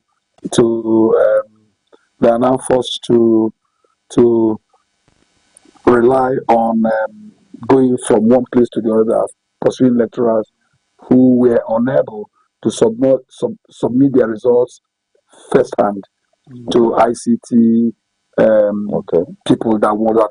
In fact, when you're after marking your script, for instance, the ICT people, you request for answer sheets, result score sheet, and it has to do with those that register for the course. So at times you can see that you've given results, but there are scripts that don't have results. Those are people who didn't pay for school fees, etc. So that is it. But again, most people forget that after a lecturer has finished submitting his result, marking his paper, he has to send it to the head of department, who will convene a departmental meeting, where every lecturer comes to submit his or her results. And results are usually in composite sheets, where there may be no names of students. The composite sheet will contain numbers, the registration numbers, and it is on composite sheet, where you can now see A, B, C, D, E, F, as the case may be. So you can only know the result of your classmate if you are old enough and you've taken time to memorize the person's registration number. Maybe if the person is a competing student with you, and if you're a very good student, you want to know who is leading and who isn't leading to be able to be on track with them. So it's not that easy. So when you submit it, it goes through the departmental board. From the departmental board, there's a faculty board that will say, why the students fail so much? How come they pass so much? Whatever they see at that level, once results is approved, it will now move to exams and records. From exams and records, the registry, everything. So you can see that to acquire certificate in the university, for instance, or polytechnics, is not a child's play. It's not that easy. But there are also bad eggs that does what now? That are into certificate racketeering, that can promise heaven and earth to students. It is easy today to design certificates, but the students who are not properly schooled may not know that even NYSC could write the department, could write to the school to ask questions regarding a particular student. Was he in this school? Did he graduate? Do you know Maxwell again? He claims that he has a PSC, a suit. He claims he has an MSc. He claims he's an academic doctor. If by such a request, which is official, stamped properly, you may be somebody looking for employment, you wouldn't know. You may be applying for visa, you wouldn't know. Some of these things happen. You may be looking for transcripts. You wouldn't know, because transcripts are not supposed to be given to the candidate, or the student. So those things, it's rigorous. It's rigorous, but there are bad eggs who promise that they can want to cut corners and who want to cut corners and so on. Now the truth is that the government have not really fared well, but there are a lot of stakeholders when it comes to academic issues. It's not just government. These stakeholders we will identify when we return from this break, because we really want to look at, after one has gone through these rigorous processes now to acquire this certificate, the certificate is supposed to be doing something. Unfortunately, this is a professional. Yes. This is a professional. Yeah. You are certified now as a professional from this institution. But then at the end of the day, there are people who have been certified professionals but could not perform the functions and expected of them. You can see that the knowledge is not there. So we'll look at these effects in society when we return from this break. Dr. Maxwell is here. He's not even yet. So we just want to go on this short break. And when we return, the conversation continues around a certificate without knowledge. It's a bane for us here in Nigeria. Stay with us. Welcome to Aneke TV, the heartbeat of culture, truth, and innovation. From breaking news to inspiring documentaries, from grassroots traditions, mysteries of life to global perspectives, we'll tell your stories. We amplify your voice and your vision. With every screen we light up, we connect, inform, and empower. It's more than a television. This is Aneke TV. We move with the world. Yes, you're welcome back to the program. It is the arena on Aneke Television. Yes, we went to national break, but before we did that, Dr. Maswell Ngene was talking us through the rigorous process of one getting certified by different institutions here, so that one could become a professional in his own chosen area of career. But Maswell Ngene, I don't know, how do you view it? There are a lot of persons, branding certificates out there, but then it's not translated into real knowledge. Let me explain to you what is happening in Go ahead, sir. Let's start from even the undergraduate students. I found out that a lot of students in today's Nigeria do not understand that academic life requires academic rigor, that you need to be immersed into what you're doing. They don't understand research. They are very unethical. At times, you ask students who are researching a topic to bring their measuring instrument, depending on the research design, depending on the methodology. Some of them go and cook up data,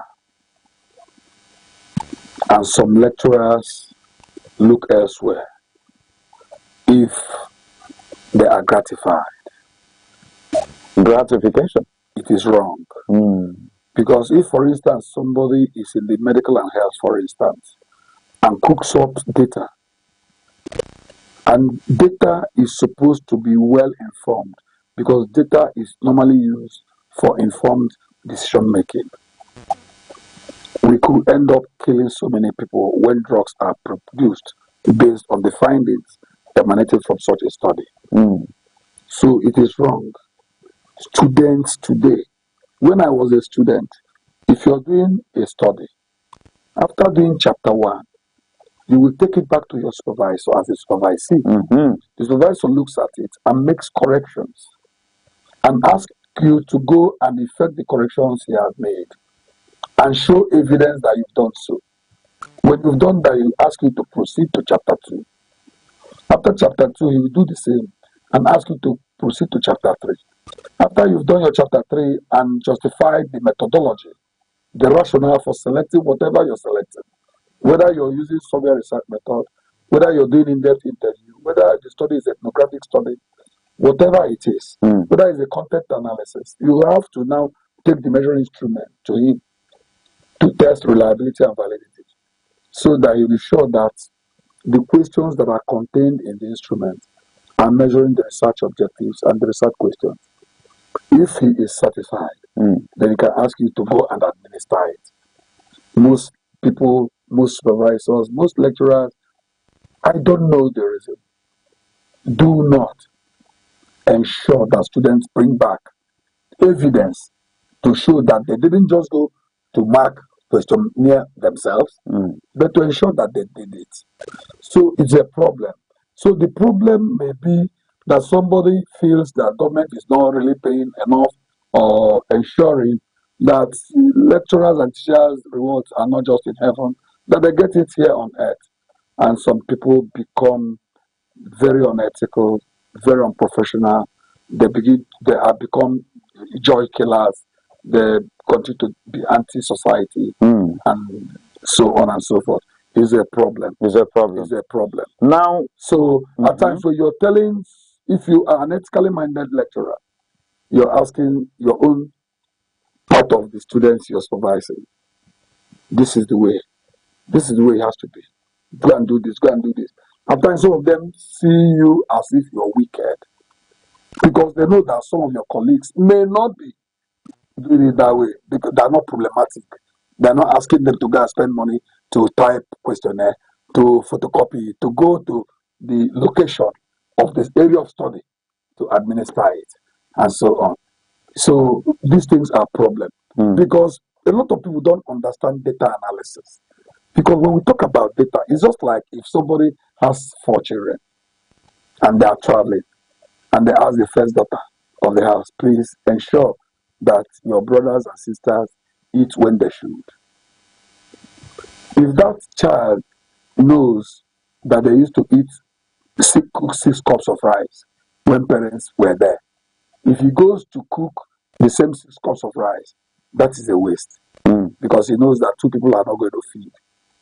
Similarly, if you are 10, you should be able to know that 6 cups of rice will not be enough for 10 people. Data. That's the power of data. The power of data. Data is information. Data is information that is properly processed that helps for informed decision making. Okay, Dr. Masonge, for want of time, the academic environment is designed in such a way that, yes, we could blame part of the problem on the quality of the knowledge being transferred from to the receiver. From substandard lecturers or teachers who were employed because they have Abraham as father. Thank you very much. That's why I told you that this is very broad. Yes. But I don't know if my president could permit that we could run maybe. That was exactly what you said in another topic. We will another episode of this, because if you want to look at the factors that could be responsible, we could quickly look at many. We could, for want of time. There's somewhere I want us to drive at. Yes, sir. Because when you're passing through that institution, academic institution, the university level will tell you in Igbo language, Mahadum. You've come to know it all. Just when you have a PhD, a doctor, they're looking at you as primus inter pares. You understand? First amongst equals. So we could blame part of the problem on the quality of the person giving out the knowledge in the first place, or the quality of the product, that's the knowledge being transmitted. Because sometimes curriculum could be part of the problem. Yes, yes. But then at the end of the process of recruitment. So these things are issues that if we start looking at them today, our time is already up. But then poor infrastructure. So, but if certificate is supposed to be translated into knowledge, how come the society out there places much emphasis on certification, knowing that it's not actually the true test of knowledge? No, well, I don't know. It's a proverb that exam is not the true test of knowledge. In most cases, it is the true test of knowledge. In most cases, that is what it should be. What it should, but not what it is. In some instances, it is.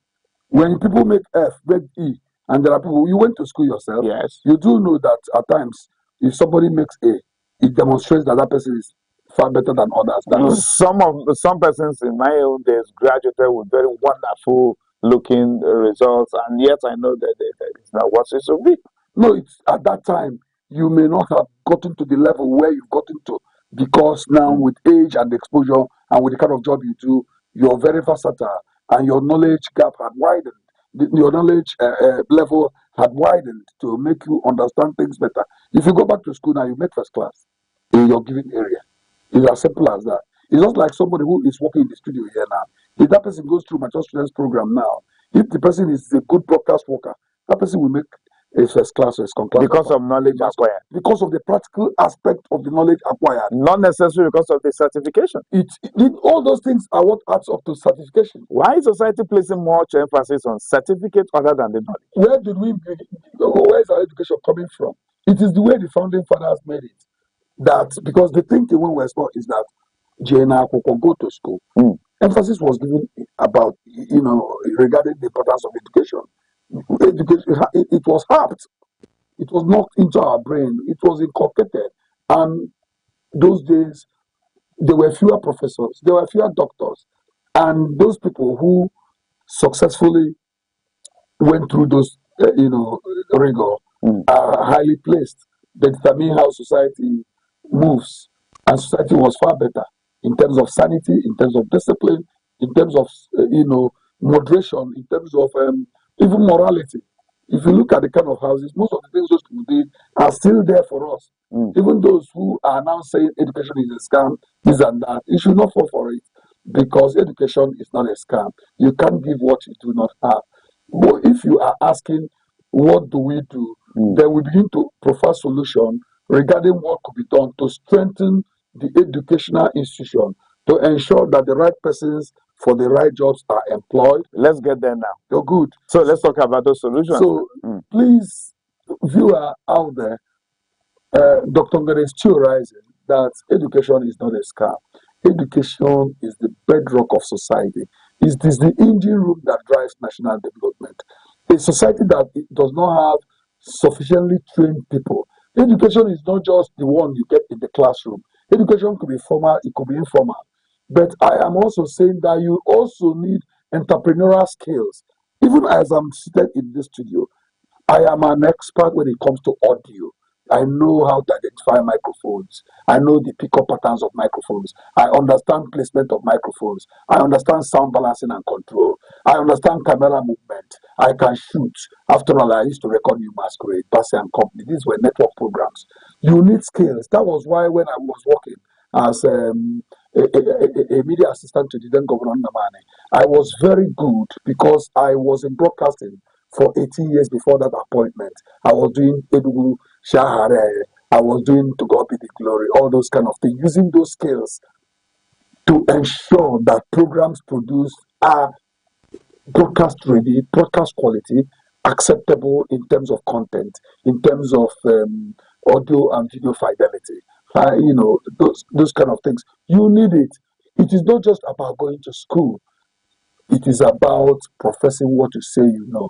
It is sad when somebody is said to be a doctor and cannot take care of people who are sick. It is sad when somebody is an engineer, a builder, but will come with substandard houses. This is why society is saying, are these people properly trained?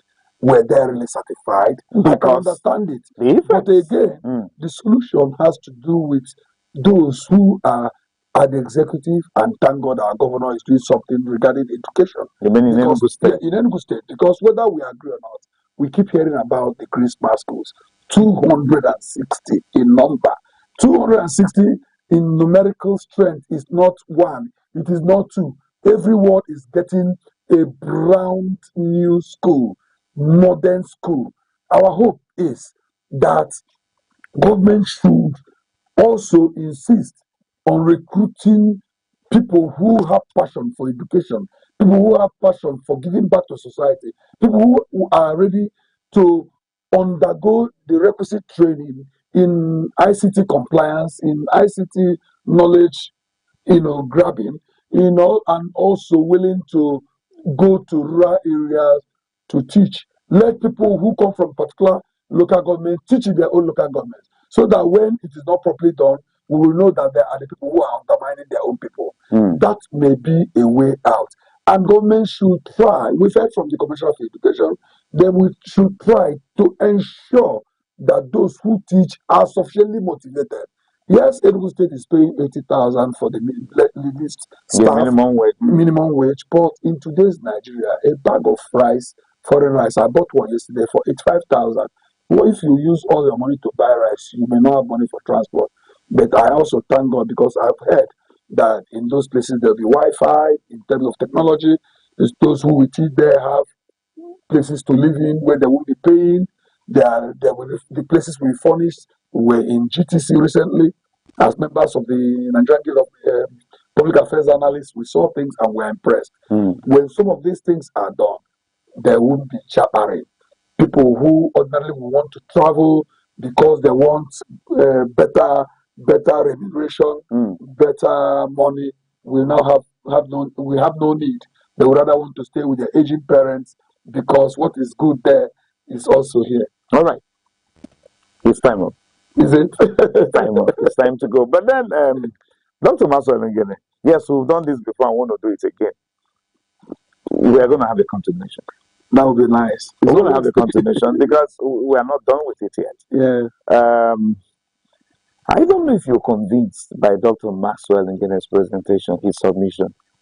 Because I, Chris Aneke, I am personally worried.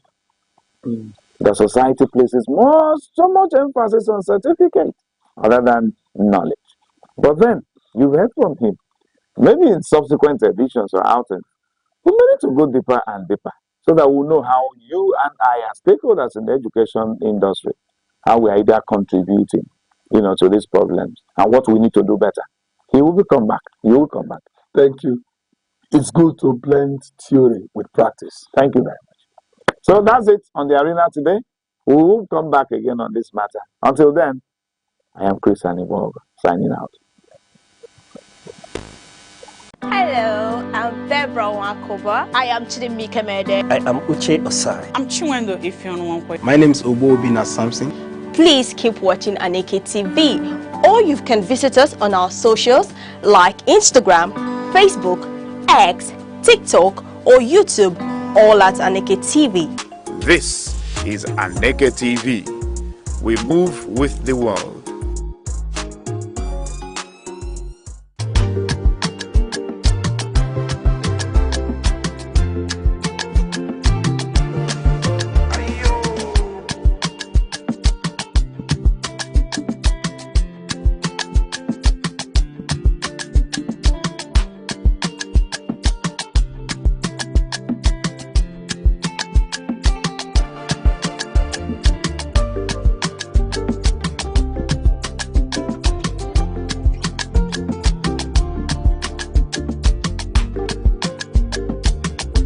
Hello, I'm Bebra Wakoba. I am Chidimike Mede. I am Uche Osai. I'm Chiwendo Ifeanyi. My name is Obobina Samson. Please keep watching Aneke TV, or you can visit us on our socials like Instagram, Facebook, X, TikTok, or YouTube, all at Aneke TV. This is Aneke TV. We move with the world.